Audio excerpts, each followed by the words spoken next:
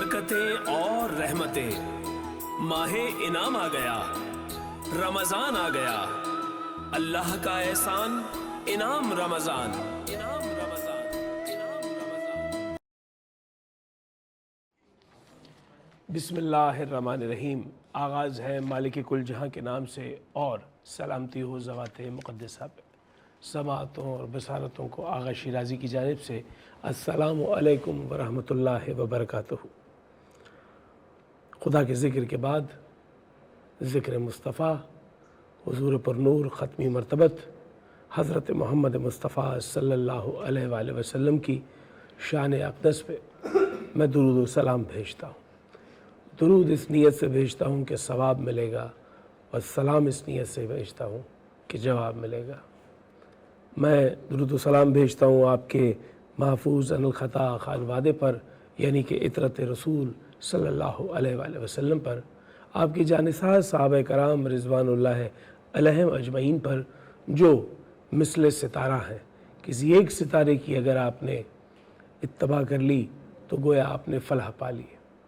मैं ज़ानु अदब तय करता हूँ तमाम ज़ी वक़ार वाजिबुल एहतराम साहिबान मज़ार के सामने, जो जा वजा खुर्रे अर्ज़ पर बहैसियत वली कामिल रुश्द व हिदायत का ज़रिया है, शम्अ रिसालत की बाक़ियात हैं, और मैं यकीनन उन्हें तस्लीम भी करता हूँ और उनके सामने सर भी अदब से झुकाता हूँ। सर तस्लीम खम है तमाम उलमाए कराम और मशाइख़ उज़्ज़ाम, जो दीन की तरवीज के लिए और दीन की तबलीगात के लिए अपने आप को मसरूफ़ अमल रखे हुए। नाज़रीन मोहतरम, आप देख रहे हैं वीनस एंटरटेनमेंट की स्क्रीन से सहर की ये खुसूसी नशरियात। आज ये 12वीं सहरी है जो आप देख भी रहे हैं और हमारी आवाज़ भी समाअत फरमा रहे हैं। इस सहरी में यकीनी तौर पर एक मौजू है, जो मौजू आगे अफ्तार तक जाता है, और आज का मौजू है हक़ व बातिल में फ़र्क। क्या ठीक है और क्या गलत है, इसका पैमाना एक खुदावंद मुताल ने हमारे अंदर भी तय करके रखा है। यानी हमारा ज़मीर भी बोलता है, वो भी अच्छे और बुरे की तफरीक देता है, और फिर अल्लाह के अहकामात कुरान मजीद फ़ुरक़ान हमीद के ज़रिए से और हुज़ूर पर नूर हज़रत मोहम्मद मुस्तफ़ा सल्लल्लाहु अलैहि वसल्लम की अहादीस मुबारका और सुन्नत से भी वाज़ेह होते हैं। आइमा कराम और दीगर सहाबा कराम रिज़वानुल्लाह अजमईन, ताबईन, तबा ताबईन, जा वजह ऐसी बहुत सी रिवायात मौजूद हैं जो हक़ व बातिल में तफरीक का हवाला बनती हैं। क्या ठीक है और क्या गलत है, इसे जानने के लिए हम उलमाए कराम से रुजू करेंगे, और वो हमें बताएंगे कि आपकी इस ज़ाहिरी हयात में, आपकी इस ज़िंदगी में बारहा ऐसे मौक़े आते हैं जहाँ आपने हक़ व बातिल में तमीज़ करनी होती है। जो हक़ को पहचान लेता है गोया वो रब को पहचान लेता है, और जो बातिल पर अपने आवाज़ बुलंद नहीं करता और नहीं कहता कि मैं वैसे बातिल जानता हूँ, तो उसकी वो नीम रज़ामंदी शुमार की जाती है। तो आज हमें अपने बच्चों को, नौजवानों को ये बताने की ज़रूरत है कि आपने हक़ व बातिल में क्या तमीज़ करनी है। हक़ ये है कि किसी के साथ अगर ज़्यादती शुमार की जा रही है, तो आपकी जानिब से अगर हाथ से नहीं रोका जा सकता, तो कम अज़ कम आप ज़बान से उसका इजहार तो करें कि यहाँ ज़्यादती हो रही। दिल में तो उसे बुरा जाने, कोई ईमान का कम से कम दर्जा तो रखें, लेकिन अगर आपको ये फ़र्क ही ना मालूम हो कि जुल्म कहाँ हो रहा है, ज़्यादती कहाँ हो रही है, कहाँ किसी के साथ जो है वो बातिल व हक़ की तमीज़ का जो है मामला दरपेश है, तो फिर बहुत मुश्किल हो जाएगी। मैं हक़ व बातिल की इस फ़र्क में यकीनी तौर पर कायनात की सबसे अज़ीम और बड़ी मिसाल भूल ही नहीं सकता, और आप भी नहीं, कि ये लफ्ज़ जो है वो कहीं जाकर मुंतबिक हो जाते हैं उस मैदान करबला में जहाँ सही मानों में हक़ व बातिल की तफरीक देखी गई। वो जंग दरअसल किसी मालो मता या हसब व नसब या किसी बादशाहत के लिए नहीं थी, किसी खिलाफत के लिए नहीं थी। वो इंसानी हक़ की जंग थी, जिसमें वो आवाज़ बुलंद की गई थी हुसैन इब्न अली अलैहिस्सलातु वस्सलाम की जानिब से, कि जिसमें वो पूरी ज़मीन पर बसने वाले वो तमाम लोग जिनके साथ ज़्यादती शुमार की जा रही थी, उनके हक़ के लिए खड़े हो गए थे। استعارہ ہے حق و باطل کا کربلا، لیکن ناظرین آپ کی زندگی میں بار بار کربلا آتی ہے. آپ کی زندگی میں، روزمرہ کی زندگی میں ایسی چھوٹی اور بڑی کربلائیں آتی ہیں جہاں آپ کو حق و باطل کی تمیز کرنی پڑتی ہے. کبھی کبھی وہ کربلائیں ہمیں یزید بنا کر چلی جاتی ہیں اور کبھی کبھی ہمیں حسین بننے کا موقع دیتی ہیں. تو آج ہم اس پر بات کریں گے تاکہ صحیح معنوں میں ایمانی جذبوں کے ساتھ ہم حسینی بن کر اس حق کی دیوار کے ساتھ لگ کر کھڑے ہو جائیں اور ہم بتا سکیں کہ ہم حق کے ساتھ کھڑے ہیں. میں چاہوں گا کہ اس سے قبل کہ میں اپنے پینل کا آپ سے تعارف کرواؤں، اپنے مہمانان گرامی کا، یہاں ایک مختصر سا وقفہ لیتے ہیں، لوٹ کر آتے ہیں تو اللہ کا احسان جاری ہے، انعام رمضان جاری ہے.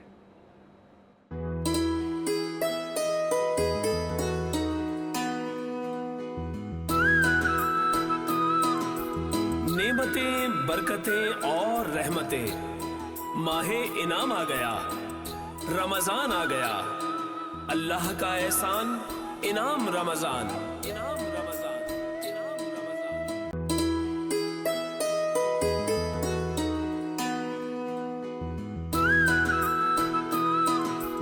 نعمتیں، برکتیں اور رحمتیں، ماہ انعام آ گیا، رمضان آ گیا، اللہ کا احسان، انعام رمضان، انعام رمضان، انعام رمضان. جی ناظرین، ایک مرتبہ پھر آپ کی خدمت میں حاضر ہے اور آپ دیکھ رہے ہیں وینس انٹرٹینمنٹ کی اسکرین سے انعام رمضان. یہ ماہ رمضان ہے، ماہ انعام ہے اور ماہ قرآن ہے، بلکہ میں کہوں تو یہ غلط نہ ہوگا، یہ ماہ پاکستان ہے. اسی رمضان کے مہینے میں آپ کو پاکستان ملا اور اسی رمضان کے مہینے میں قرآن مجید فرقان حمید کی نزول کا حوالہ موجود ہے. آج ہم رمضان کی جس سحر میں موجود ہیں، یہ کم و بیش النصف کی طرف بڑھتا ہوا سفر ہے. ہم دوسرے عشرے میں داخل ہو چکے ہیں اور اس عشرے کی یقیناً فیض جو ہے وہ پانے کے لیے آپ کو توانا اور طاقتور ہو کر پوری جستجو سے خضوع و خشوع کے ساتھ رب تعالیٰ کو پکارنا ہے اور اپنی اصلاح ایسے کرنی ہے کہ خود احتسابی کا عمل شروع کرنا ہے. اور یہ خود احتسابی کیسے ہوگی؟ یہ ایسے ہوگی کہ اس میں آپ کو اپنے آپ کے لیے وکیل نہیں بننا. آپ وکیل بن جائیں گے اپنے آپ کے لیے تو دلیل دیں گے، اور دوسروں کے جب آپ معاملات دیکھیں گے تو وہاں آپ فیصلہ دیں گے، جج بن جائیں گے. نہیں، اب آپ نے اپنے لیے جج بننا ہے، اپنے لیے فیصلہ دینا ہے، اور وہ فیصلہ ایسے دینا ہے کہ آپ خود کہاں غلط ہے. جب آپ یہ سوچنے لگ جائیں گے تو پھر حق و باطل کی تفریق ہو جائے گی. پھر آپ کو پتہ چل جائے گا کہاں میں غلط ہوں اور کہاں میں صحیح ہوں.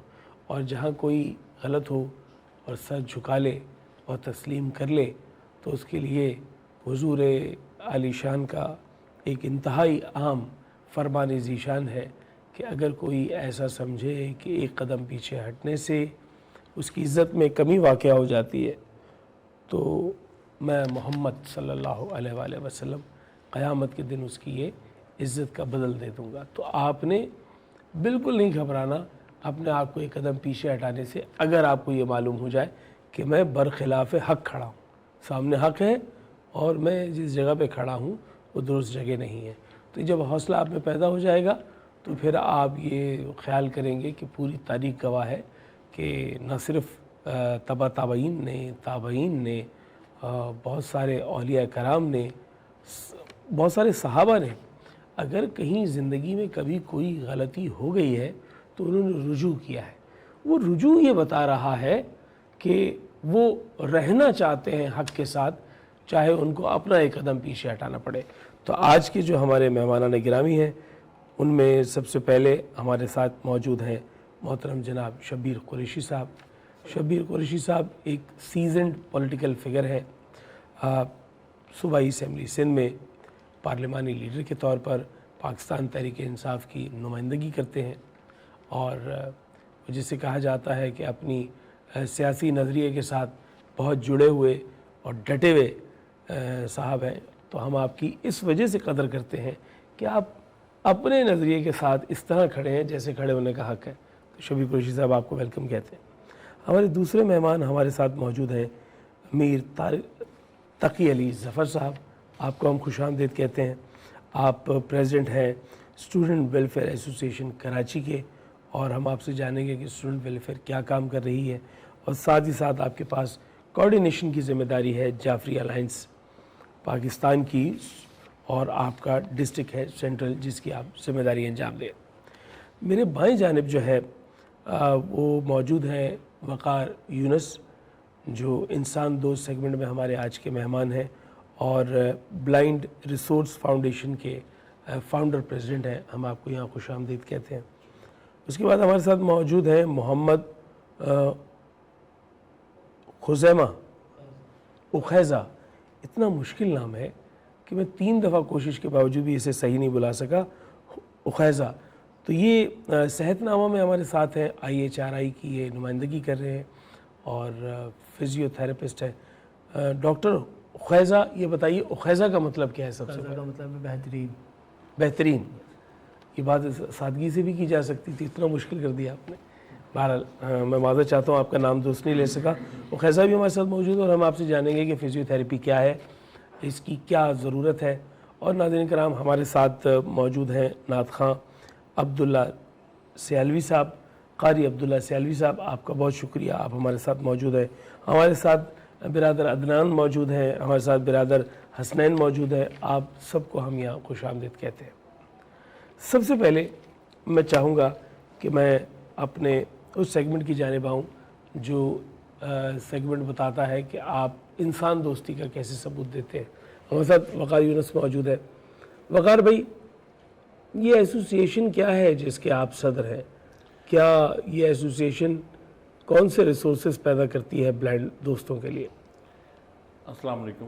سب سے پہلے آپ لوگ کا شکریہ کہ آپ لوگ نے آج موقع دیا مجھے یہاں بولنے کا۔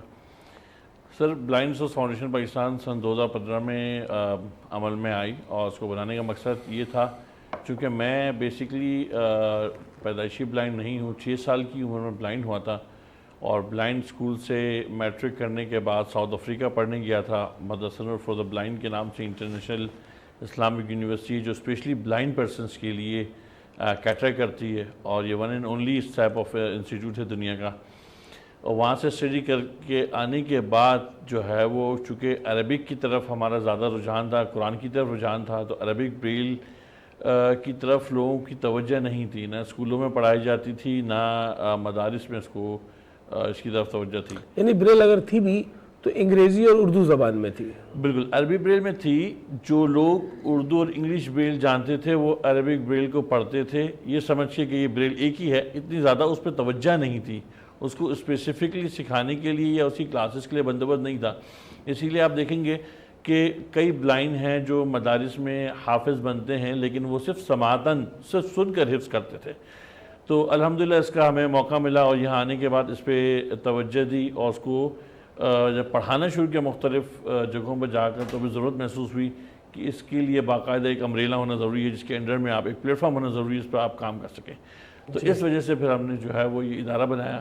اور یہ ادارہ کب بنایا آپ نے؟ سر 2015 میں ہم نے یہ ادارہ بنایا، اور پھر ہم نے اس میں بریل پرنٹنگ کے لیے کوششیں شروع کی۔ اس کو پہلے کمپوز کیا، اس کی پروف ریڈنگ ایڈیٹنگ ہوئی، فائنلائز ہوا تمام ماہرین سے اس کو کر کے، پھر اس کو ہم نے بلائنڈ بچوں میں نہ صرف تقسیم کرنا شروع کیا، بلکہ الحمدللہ تقسیم کے ساتھ ساتھ اس کی تعلیم کا بھی بندوبست شروع کیا۔ اچھا، مجھے یہ بھی بتا دیجیے گا کہ اس عربی بریل کی جو ہے وہ مائل سٹون کو اچیو کرنے کے بعد آخر اس میں سے آپ نے رزلٹ کیا لیا؟ اس بریل کے ساتھ آپ نے کیا تدوین کیا، کیا تیار کیا؟ سر الحمدللہ بریل قرآن کو تیار کرنے کے ساتھ ساتھ ہم نے دیگر چیزوں پہ بھی کام کیا، جس میں میگزین وغیرہ پہ بھی کام کیا اور دیگر بکس پہ بھی کام کیا۔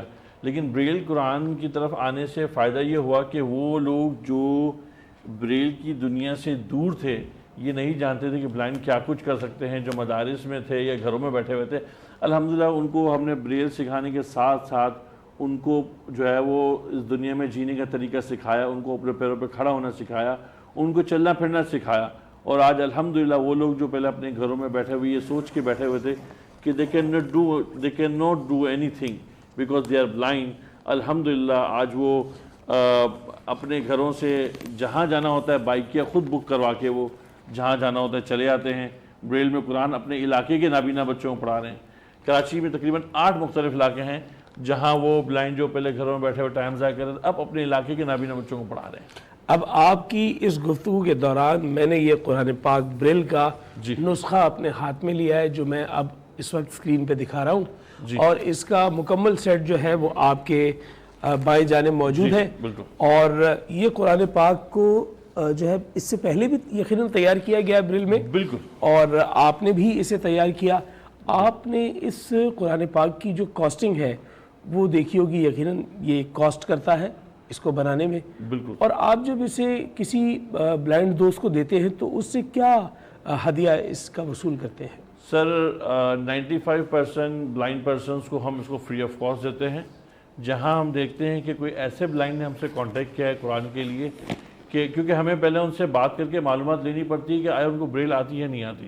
بعض وہ لوگ ہم سے قرآن لے لیتے ہیں، وہ رکھ لیتے ہیں صرف ایک ادب کے طور پہ۔ ہم ان سے کہتے ہیں بھائی آپ کو بریل سسٹم آتا ہے، سیکھا ہوا ہے آپ نے کہ نہیں، آپ نے بریل میں قاعدہ مکمل کیا ہوا یا نہیں؟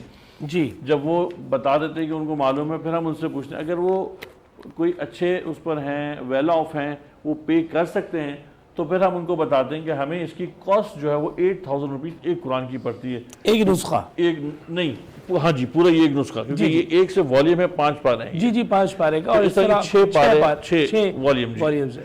یہ بیگ ہے، یہ اسپیشلسٹ کے لیے تیار ہوتا ہے، اس کی بائنڈنگ ہے، تو تمام چیزیں ملا کر تقریباً 8000 روپیز ہمیں کاسٹ پڑتی ہے۔ ان سے بھی ہم یہ کہتے ہیں کہ جو آپ اس غار خیر میں حصہ ڈالنا چاہیں ڈال دیں تاکہ ہم زیادہ سے لوگوں تک قرآن پہنچا سکیں۔ اچھا، آپ کی اس بریل کے قرآن مجید کی تدوین و تزئین میں کوئی ایسا حوالہ موجود ہے کہ جہاں کہیں آپ کو کسی ادارے کی جانب سے کوئی سپورٹ ملا ہو یا اس میں کوئی آپ کو اسسٹنس مل گئی ہو یا مالی معاونت؟ سر اب تک تو دوست احباب اور جو رشتہ دار ہیں یا دوست احباب ہیں الحمدللہ ان کی طرف سے ہی زیادہ تر ہمیں سپورٹ ملتی آئی ہے۔ اچھا، اب میں اسکرین کے ذریعے سے مخاطب ہوتے ہوئے ان تمام حضرات سے جو ہمیں دیکھ رہے ہیں ان سے یہ کہوں گا کہ آپ کے ہاں سے یہ ایک ضرور کوشش و کاوش ہونی چاہیے۔ وقار یونس صاحب معروف آدمی ہے، کیونکہ ظاہر سی بات ہے بلائنڈ ریسورس کا ادارہ جو ہے وہ ایک نامور ادارہ ہے، 2015 سے کام کر رہا ہے۔ آپ خود سے رابطہ کر سکتے ہیں اور ایسی کوشش ضرور کر سکتے ہیں کہ آپ کا حصہ اس میں شامل ہو جائے۔ بریل پر چلتی ہوئی کسی نابینا شخص کی انگلیاں اس کے دماغ تک پیغام پہنچا رہی ہیں کلام خدا کا، پھر وہ زبان سے وہ کلام ادا کر رہا ہے، تو آپ اس اجر و ثواب میں حصے دار بن سکتے ہیں، اور یہ ایک بہت شاندار کام ہے، اس پہ آپ کو داد و تحسین ہے۔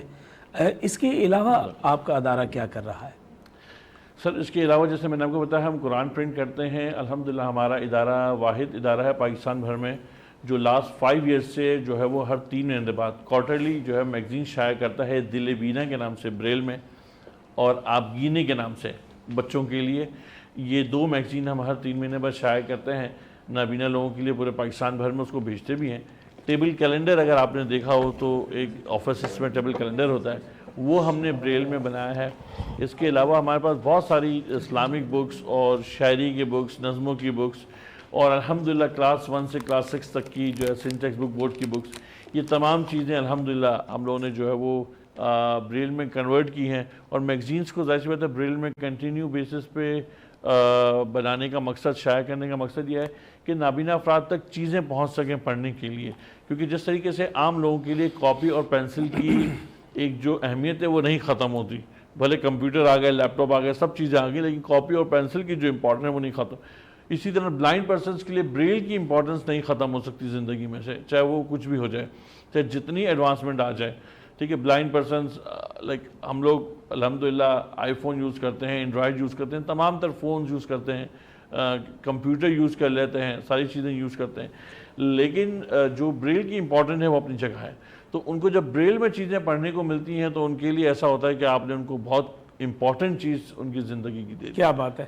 میں وقار یونس صاحب یہ کہوں گا، چونکہ میرا بہت سارے بلائنڈ دوستوں کے ساتھ رابطہ رہتا ہے، خدا نے آپ کو بظاہر نابینا لیکن حقیقتاً بینا پیدا کیا ہے، اس لیے کہ آپ کی جو دل کی آنکھ کھلتی ہے وہ ایسے راز اس پہ واضح ہوتے ہیں جو بسا اوقات کسی سائٹڈ آدمی پر بھی راز وہ واضح نہیں ہوتے۔ میں ایک چھوٹی سی بات آپ سے شیئر کروں گا ناظرین محترم، اور اس کا لطف آپ بھی لیں گے، وقار بھائی بھی، کہ ہم ایک اپنے بلائنڈ دوست کے پاس گئے اور اس کا جو آفس تھا وہ انڈر گراؤنڈ تھا، اور شبیر بھائی وہ انڈر گراؤنڈ ایسے تھا کہ جیسے زیر زمین. تو وہاں بیٹھے ہوئے میں اور میرے ساتھ 3-4 بڑے معروف اینکر موجود تھے. وہ ہم سب کے ہی دوست ہیں, ہم ان کے ساتھ خوش گپیاں کر رہے ہیں, اور اچانک سے وہاں پر لائٹ چلی گئی. جب وہاں پہ لائٹ چلی گئی تو چونکہ وہ انڈر گراؤنڈ تھا تو مکمل اندھیرا ہو گیا. جب مکمل اندھیرا ہو گیا تو میرے اور میرے جو اینکر دوست تھے ان کے منہ سے کچھ اس قسم کی آوازیں نکالی, او ارے, مطلب جیسے پریشانی کا. تو وہ جو ہمارے بلائنڈ دوست تھے انہوں نے کہا کیا ہوا, کیا لائٹ چلی گئی کیا؟ تو ہم نے کہا ہاں. تو انہوں نے کہا تو پریشان کیوں ہو رہے ہیں؟ ہم نے کہا اتنا اندھیرا ہو گیا. بولا کوئی بات نہیں, ہاتھ اپنا آگے کیا, بولا مجھے فالو کرو. اب ہم نے ان کا ہاتھ تھاما, وہ ہمیں وہاں سے سیڑھیوں سے لے کے باہر نکلے, اور جب ہم باہر آئے تو باہر تو تھوڑی روشنی تھی, دن کا وقت تھا. تو ہم نے کہا یقیناً ان کے تو قدم وہ ہے گنے ہوئے ہوں گے, کہاں سے ٹرن کرنا ہے, اور ہم ان کے مرہون منت تھے. تو انہوں نے ایک جملہ مجھے کہا کہ تھوڑی سی دیر کی اندھیرے کے لیے آپ اتنا پریشان ہو گئے, تو اپنے آپ کو آمادہ و تیار رکھنا چاہیے. وہ بھی ایسی شخصیت تھے جیسے وقار بھائی ہیں کہ پیدائشی طور پر وہ بلائنڈ نہیں تھے, بعد میں کوئی 10 برس کی عمر میں ایک حادثے میں ان کی آنکھیں ضائع ہو گئی. تو یہ بڑے حوصلہ مند لوگ ہیں اور یہ بڑے شاندار لوگ ہیں, اور میں آپ کی اس کوشش و کاوش پہ داد و تحسین کے ساتھ ساتھ دعا بھی دیتا ہوں. اللہ تعالیٰ آپ کو اس میں اور تنوع اور ترقی دے. قرآن مجید کا ایک ایک حرف, ایک ایک آیت, ایک ایک لفظ, ایک ایک رکوع, ایک ایک اس کی منزل, ایک ایک اس کا پارا آپ کو جو ہے وہ سبب بن جائے اس دنیا اور آخرت میں جو ہے کامیابی کا. آمین. میں چاہوں گا کہ ناظرین محترم اب ہم اپنے دوسرے سیگمنٹ کی جانب آئیں, اور دوسرا سیگمنٹ جو ہے وہ ہمارے ساتھ موجود ہے ایک ایسے تھراپسٹ جو فزیو تھراپسٹ ہے, اور ڈاکٹر صاحب سے ہم یہ جانیں گے کہ یہ فزیو تھراپی ہوتی کیا ہے. کیا میری ٹانگ صحیح معنوں میں بینڈ نہیں ہو پا رہی تو ایک فزیو تھراپسٹ اس کو جو ہے وہ کچھ بہتر بنائے گا اور یہ سیٹ ہو جائے گی. بلکہ آپ سمجھ لیں کہ لے مین کا تصور فزیو تھراپسٹ کے لیے ایسے ہے جیسے وہ کوئی مالش کا سا کام کرتا ہے اور ٹانگیں وانگیں سیدھی ہو جاتی ہے. کیونکہ ہم نے تو کرکٹ میں دیکھا ہے کہ وہ جی چوٹ لگ گئی تو ایک فزیو تھراپسٹ دوڑتا ہوا آ رہا ہے اور اس نے آ کر وہ ٹانگ کو سیٹ کیا. کیا اتنا ہی کام ہے, یہ اس سے بڑا شعبہ ہے یہ؟ جی بیسیکلی فزیو تھراپی جو ہے وہ ایک بہت واسٹ فیلڈ ہے, اور اس کے اندر ڈفرینٹ چیزیں ہمارے پاس آتی ہیں. جیسے آپ نے کہا کہ یہاں ہمارے جو لوگ ہیں وہ یہی سمجھ رہے ہوتے ہیں کہ فزیو تھراپی جو ہے وہ ایک بس مالش کا ہی کام ہے, یا تھوڑی بہت جو ہے وہ ہاتھ پیر کو وہ ہلا دیتا ہے. لیکن ایسا نہیں ہے. فزیو تھراپی جو ہے وہ ایک ڈفرینٹ بہت ساری چیزوں کے ساتھ ڈیل کر رہا ہوتا ہے. فار ایگزامپل آپ نے کہا اسپورٹس کے اندر ہے تو اسپورٹس بھی ہوتی ہے. دوسرا یہ کہ ہمارے پاس جیسے کمر درد ہوتا ہے, یا آپ کا فروزن شولڈر جسے ہم کہتے ہیں, آپ شائٹکا ارکنسا کا درد جو ہوتا ہے اس کو آپ اگر کرتے ہیں تو وہ مسکولر اسکیلیٹل کے اندر ہمارے پاس آ جاتا ہے. دوسرا یہ کہ نیورولوجیکل ڈیزیز بھی ہوتی ہیں. فار ایگزامپل جیسے ہمارے پاس سیریبرل پالسی کے بچے بہت سارے آ رہے ہوتے ہیں, آٹسٹک بچے آ رہے ہوتے ہیں, اور مسکولر ڈسٹرافی کے بچے آتے ہیں. اچھا, نیورو کے حوالے سے آپ نے جو بات کی تو گویا اس کا معنی یہ ہے کہ نیورو ٹپیکل ہونے کی وجہ سے ان کو کوئی پرابلم ہو رہی ہوتی ہے. سوری ریپیٹ کریے گا. یعنی نیورو کی وجہ سے ان کے جسم میں جو ہے وہ نیورولوجیکل ڈیزیز بھی جو ہوتی ہیں جس کی وجہ سے انہیں فزیو تھراپی میں انرول کیا جاتا ہے, بیکاز اس کی وجہ سے وہ ڈفرینٹلی ایبلڈ ہو جاتے ہیں. صرف فزیکل تھراپی نہیں, ان کے دوسری پھر آکوپیشنل تھراپی اینڈ اسپیچ اور ریمیڈیل تھراپی, دوسری جس طرح کی ان کی نیڈز ہوتی ہے اس طریقے سے پھر جو ہے وہ ان پہ کام کیا جاتا ہے. اور سیریبرل پالسی ہوتی ہے نیورو کے اندر, اور موسٹ کامن ابھی آپ نے بہت دیکھا ہوگا کہ فالج کا اٹیک جسے ہم ہیمریج کہہ رہے ہوتے ہیں, وہ اس کے اندر فزیو تھراپسٹ کا بہت کروشل ایک جو ہے امپورٹنٹ رول ہے. اگر وہ میڈیکیشنس کے ساتھ ساتھ فزیو تھراپی نہیں کرتے تو پھر وہ پوری ریکوری نہیں آتی صحیح طریقے سے. اچھا, میں نے ایک کتاب میں پڑھا ہر چند کی, وہ کوئی بہت مصدق کا حوالہ یا ذریعہ تو نہیں ہے, لیکن بہرحال تحریر میں یہ ضبط تحریر میں موجود ہے کہ حضرت آدم علیہ السلام کے پوتے حضرت شیس علیہ السلام کے دور میں جو نسل انسانی قدر حد بڑھ چکی تھی, اس حوالے سے ایک کتاب میں احوال ملتا ہے کہ کسی اونچے درخت سے گرنے سے ایک شخص جو ہے اس کو موچ آ گئی یا چوٹ لگ گئی, تو حضرت شیس علیہ السلام نے اس کو رب کر کے اس کی کلائی کو یا اس کے پیر کو, اس کے جسم کو بہتر کیا, جس پر لوگوں نے کہا کہ یہ تو ایک معجزہ ہے کہ جو ہے اس میں بھلائی ہو گئی یا بہتری آ گئی. دراصل یہ پورا ایک علم ہے, خدا جس کو عطا کرے, اور وہ ایک باقاعدہ آپ نے علم حاصل کیا ہے کہ کس طریقے سے کسی کو جو ہے وہ سپورٹ کیا جا سکتا ہے. یہ علم کیسے حاصل کیا جاتا ہے؟ کیا یہ کوئی ڈپلومہ ہے, کورس ہے, شارٹ کورس ہے, फिजियो थेरेपिस्ट कैसे बनता है? ओके, इसके अंदर आप इंटरमीडिएट के बाद एडमिशन लेते हैं. हमारे पाकिस्तान में डिफरेंट यूनिवर्सिटीज़ जो है वो ये इस प्रोग्राम को डील कर और रही आपने हैं. किस अदारे से पढ़ा है? मैंने डाउ यूनिवर्सिटी ऑफ हेल्थ साइंसेज से पढ़ा है. ठीक और है. ये डिप्लोमा नहीं है, इट्स अ डिग्री. ये 5 साल का है. अच्छा. देन आपकी 5 साल एकेडमिक्स होती है और देन उसके बाद आपको 1 साल जो है हाउस जॉब करनी होती है, जिसके अंदर आप प्रैक्टिकली सारा वर्क कर रहे होते हो, प्रैक्टिकल सीखते हो जो डिफरेंट वार्ड्स में. अब ये बात मैंने आपसे पूछी इसलिए है ताकि नाजरीन तक ये बात पहुंच जाए कि एक दंदान साज या डेंटिस्ट आपको वो मिलता है जो सड़क किनारे एक दुकान बनाकर बैठा है, और एक आपको BDS डॉक्टर मिलता है जो किसी बाकायदा हेल्थ साइंसेज यूनिवर्सिटी से पास आउट होता है. तो फिजियोथेरेपिस्ट के नाम पर आपने धोखा नहीं खाना. आपने जो है वो हर उस शख्स को फिजियोथेरेपिस्ट नहीं समझ लेना कि जिसने किसी फिजियोथेरेपिस्ट को कहीं असिस्ट किया है और अब वो अपने आप को फिजियोथेरेपिस्ट कह रहा है. ये एक बाकायदा डिग्री प्रोग्राम है और डाउ हेल्थ साइंसेज की यूनिवर्सिटी है जहाँ से BDS और MBBS के स्टूडेंट्स पास आउट हो रहे हैं. वहाँ से जो है वो डॉक्टर PT जो है वो पास आउट होता है. जी. अच्छा, मुझे बताइए, जो बच्चे घरों में मौजूद हैं और उनके वालिदैन हमें देख रहे हैं और वो ये समझते हैं कि इनके पैर जो है वो सीधे नहीं पड़ रहे, थोड़े से कर्व हो रहे हैं, या इनके चलने में थोड़ा सा कोई उनको वो फ्लॉलेस नहीं है उनका चलना, या वो अपने हाथों या पैरों को जो है वो कमज़ोर समझ रहे हैं, ऐसे बच्चों को कैसे पहल पता चलेगा कि उनको फिजियोथेरेपी की नीड है? कोई पैरामीटर या कोई सिम्टम्स? जी.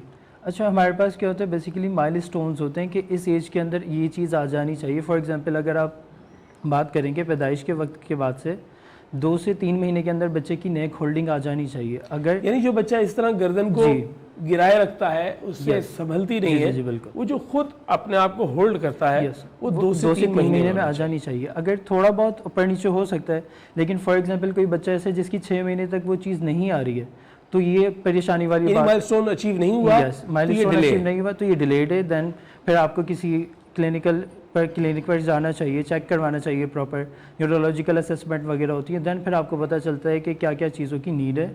और फिजियोथेरेपी चाहिए, ऑक्यूपेशनल थेरेपी है, स्पीच है, एंड देन फिर डिसीजन लिया जाता है कि इस बच्चे को किस चीज़ की. ठीक है.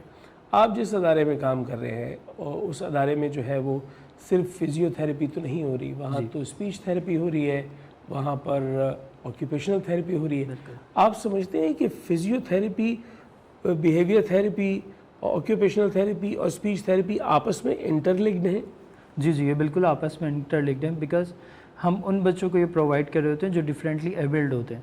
फॉर एग्जांपल अगर फिजियोथेरेपी की नीड है तो there is also need of occupational therapy, जिसके अंदर वो फाइन मोटर्स पे उनके काम कर रहे होते हैं ताकि वो अपनी रोज़मर्रा की चीज़ें जो है वो बहुत ईजीली कर सकें. फिर अगर उन बच्चों की स्पीच भी कंप्रोमाइज़ है तो फिर स्पीच की भी ज़रूरत होती है. एंड देन बिहेवियर का भी बहुत इशू आ जाता है, बिकॉज जब बच्चे ऐसे होते हैं वो अपने आप की चीज़ें एक्सप्रेस नहीं कर पा रहे होते, तो उनके अंदर एंगर इश्यूज़ बहुत ज़्यादा होते हैं. इसकी वजह से बिहेवियर थेरेपी की वहाँ पर नीड होती है.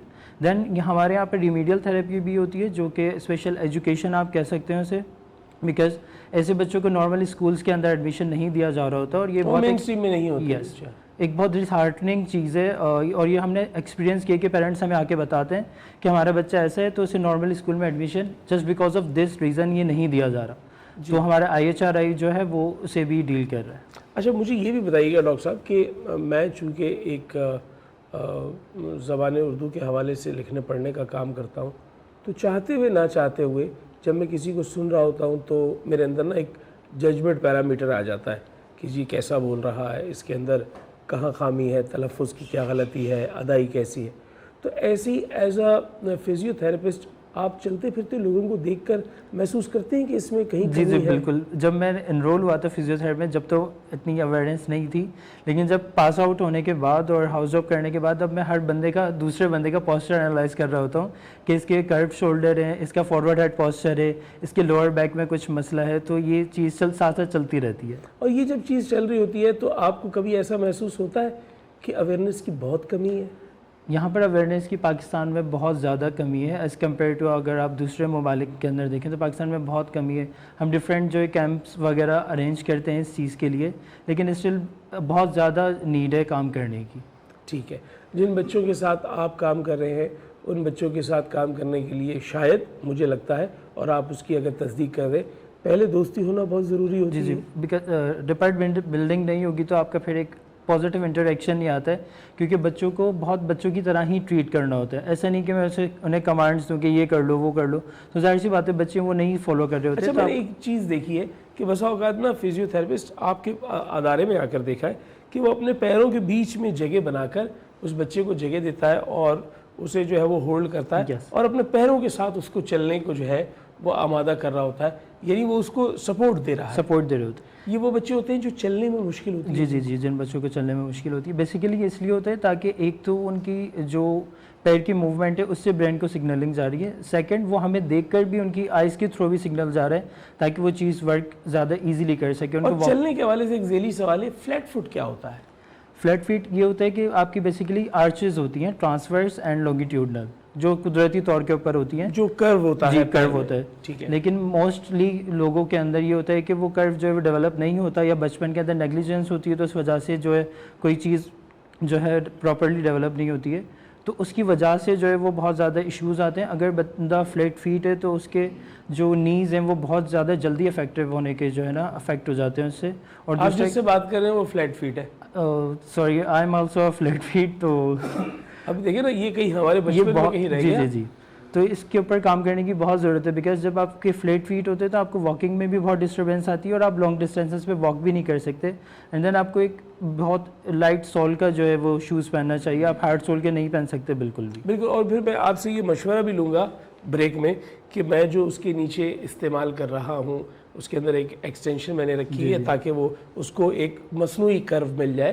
اور یہ بہت ساری چھوٹی چھوٹی چیزیں ہیں جو آپ اڈلٹس میں بھی پائی جاتی ہیں جہاں اسسٹنس کی ضرورت ہے, اور ایسے ہی ان بچوں کے ساتھ بھی. میں آپ کا بہت شکر گزار ہوں, آپ نے ڈاکٹر صاحب وقت نکالا اور اتنی مفید معلومات دی.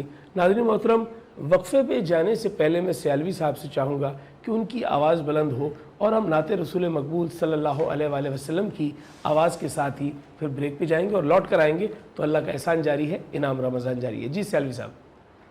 کب بگڑی بناؤ گے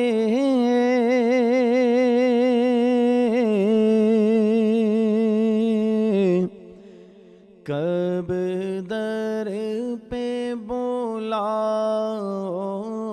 گے کب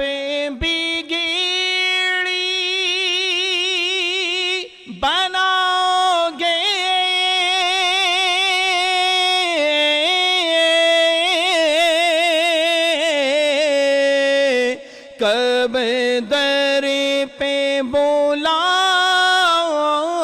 گے امید ہے عاصی کو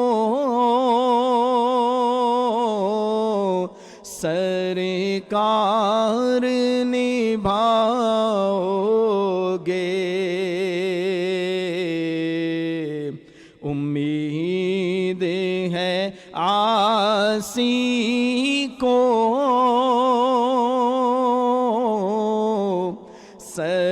سرکار نبھاؤ گے اور کب آئے گا وہ لمحہ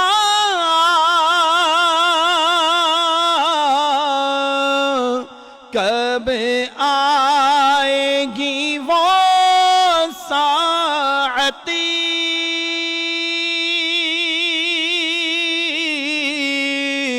کب آئے گی وہ ساعت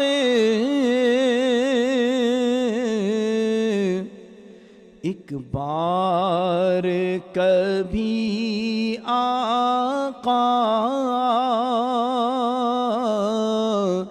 جب خواب میں آؤ گے ایک بار کبھی آقا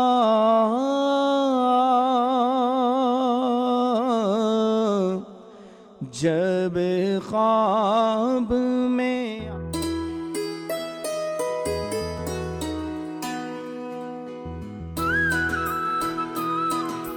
نعمتیں برکتیں اور رحمتیں، ماہ انعام آ گیا، رمضان آ گیا، اللہ کا احسان، انعام رمضان، انعام رمضان، انعام رمضان۔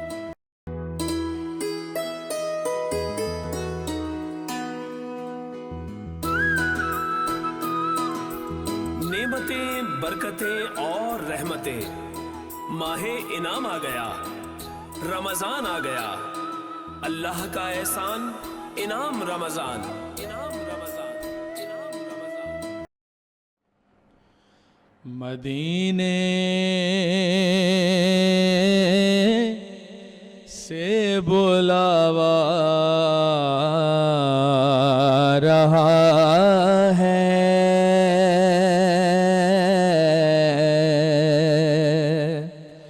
مدینے سے بلاوا آ رہا ہے، مدینے سے بلاوا آ رہا ہے،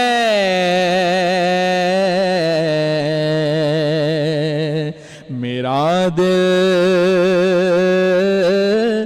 مجھ سے پہلے جا رہا ہے، اور یہاں مرضی نہیں چلتی کسی کی،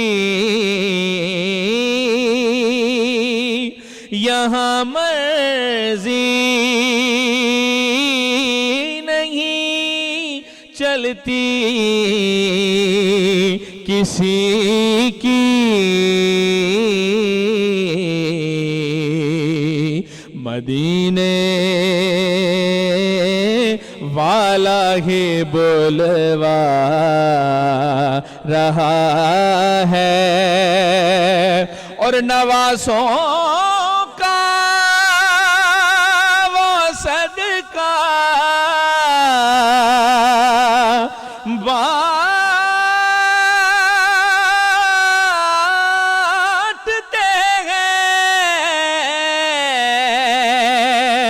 نوازوں کا وہ صدقہ بانٹتے ہیں، زمانہ ان کا صدقہ کھا رہا ہے، اور یہ چکی سیدہ کی چل رہی ہے،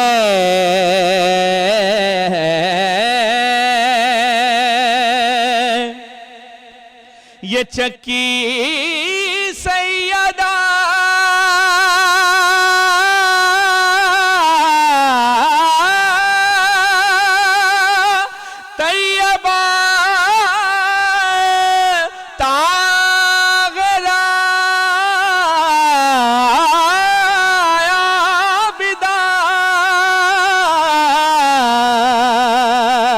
یہ چکی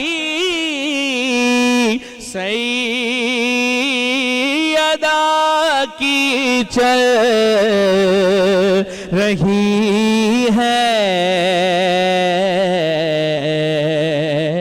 زمانہ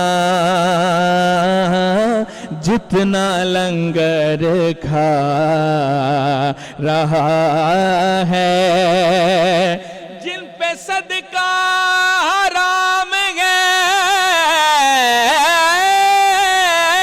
عارف وہ بھی سیدہ کا صدقہ کھا رہے ہیں، یہ چکی سیدہ کی چل رہی ہے، زمانہ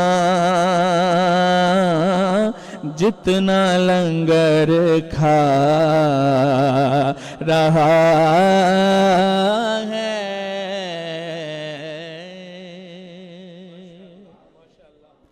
सलामत रहें और बहुत सारी दुआएं और बहुत सारी मोहब्बतें आपके लिए।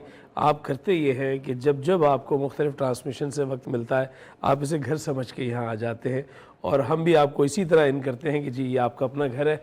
नाज़रीन मोहतरम, हमारी गुफ्तगू जारी है। हमारे कुछ नए मेहमान हमारे साथ मौजूद हैं। सबसे पहले मेरे बाएं जानिब तज़मीन जावेद को हम यहाँ खुशामदीद कहते हैं। इसी शोबे से वाबस्ता है, एंकर है, सहाफ़ी है, और वो जिसको कहा जाए कि हेरिटेज में इनको सहाफ़त मिली है और वो दूसरी नस्ल है कि बड़े शानदार तरीके से अपने करियर को लेके आगे बढ़ रहे हैं। आज इनसे बात होगी, मौजू पे भी गुफ्तगू इनसे हो सकती है और किसी भी मौजू पे बात हो सकती है। बहुत बड़ा जो है इनका वो एक विज़न है जिसमें ये तमाम चीज़ों को देखते हैं। और साथ ही साथ मैं यहाँ पर अपने करीब बुलाकर मैंने सैलवी साहब को बिठा लिया है कि अब कारी साहब हमारे करीब रहें, और मैं चाहूँगा कि हम गुफ्तगू का आगाज़ करें। और सबसे पहले मैं जिनकी जानिब बढ़ रहा हूँ वो हैं हमारे तकी भाई। आपसे मैं जानना चाहूँगा कि ये स्टूडेंट वेलफेयर क्या है, यानी ये कोई ऐसा अदारा है जहाँ पर आप स्टूडेंट्स को स्कॉलरशिप्स दे रहे हैं या आप उनकी माली मावनत कर रहे हैं, उनके पढ़ने में उनकी सपोर्ट कर रहे हैं? अदारा क्यों बना, ये क्या है? बिस्मिल्लाहिर्रहमानिर्रहीम। पहले तो आपका बहुत बहुत शुक्रिया। ये स्टूडेंट वेलफेयर एसोसिएशन 1990 में हम लोग इस्लामिया के स्टूडेंट्स थे और हम लोगों ने उस वक्त ये क़ायम की थी स्टूडेंट वेलफेयर एसोसिएशन। और चूँकि उस वक्त एक स्कूल आगा खान अस्पताल के सामने बड़ा मशहूर स्कूल है ख़वातीन का, खातून पाकिस्तान स्कूल। जी जी। तो मैं बेसिकली गुलशन इकबाल केडीए कॉलोनी में मेरी रिहाइश है। वहाँ केडीए का एक स्कूल है जो 8 तक था और 9th में एडमिशन के लिए बच्चों को बड़ी परेशानी होती थी। तो मैंने कोशिश की, तो मेरी बहन का भी आया। तो उस वक्त के चीफ़ मिनिस्टर होते थे जाम सादिक अली साहब। तो हमारे एक मोहल्ले के बड़े क़रीबी, वो उनके बहुत ही जाम सादिक साहब के बहुत क़रीबी लोगों में थे। तो मेरी बहन के एडमिशन के लिए वहाँ से लेटर आया था CM हाउस से, तो एडमिशन हुआ। फिर उसके बाद जब दूसरा बैच आया तो वो बच्चे एडमिशन के लिए आए। तो एक बच्चे ने मुझसे आके कहा कि यार आपके लिए तो CM हाउस से लेटर आ गया था, अब मेरी बहन के लिए एडमिशन कराना तो क्या होगा। तो फिर हमने उस वक्त कोशिश की और एक स्टूडेंट वेलफेयर ऑर्गेनाइजेशन हुआ करती थी खालिक दिना हॉल में, यूनुस रिजवी साहब जिसके मैंने उससे मुस्तफीद हुआ हूँ। जी हाँ, उससे बहुत सारे लोग मुस्तफीद हुए। तो उस वक्त किताबें बहुत ली हैं। जी हाँ, यूनुस रिजवी साहब की बहुत खिदमात हैं। तो चूँकि मैंने तो उनको देखा नहीं लेकिन उनका जिक्र बहुत सुना, तो फिर मैं गया केडीए के फाइनेंस सेक्रेटरी होते थे मोहम्मद सलीम खान, जो बाद में कमिश्नर कराची बने और काफ़ी बड़े ओहदों पे रहे। तो मेरी उनसे मुलाकात हुई कि भाई केडीए के स्कूल के बच्चों का मसला है, आप क्या करेंगे। तो उन्होंने मुझे एक प्रपोज़ल दिया कि भाई आप स्टूडेंट वेलफेयर एसोसिएशन बनाएं ताकि जो है फिर आप स्टूडेंट्स के लिए काम करें और मैं जो सपोर्ट होगी आपकी करूँगा। फिर हम इस्लामिया साइंस कॉलेज के हम लोग स्टूडेंट्स थे और आज नामवर जर्नलिस्ट हैं हाफिज़ तारिक महमूद जी, वो मेरे पहले GS थे और हम लोग साथ के, हम दोनों साथ के मैट्रिक हम दोनों ने साथ किया और इस्लामिया में हम साथ थे। इस्लामिया साइंस के जी हाँ, हाफिज़ मेरा बहुत अच्छा दोस्त, मेरा साथी। तो हम लोगों ने फिर इस्लामिया की कैंटीन में बैठ के फिर हमने स्टूडेंट वेलफेयर एसोसिएशन का क़याम किया 1990 में। फिर हम लोगों ने इस पे काम शुरू किया और हमने बहुत सारे काम किए इस पे। और सईद गनी साहब के वालिद उस्मान गनी हमारे पहले डोनर थे।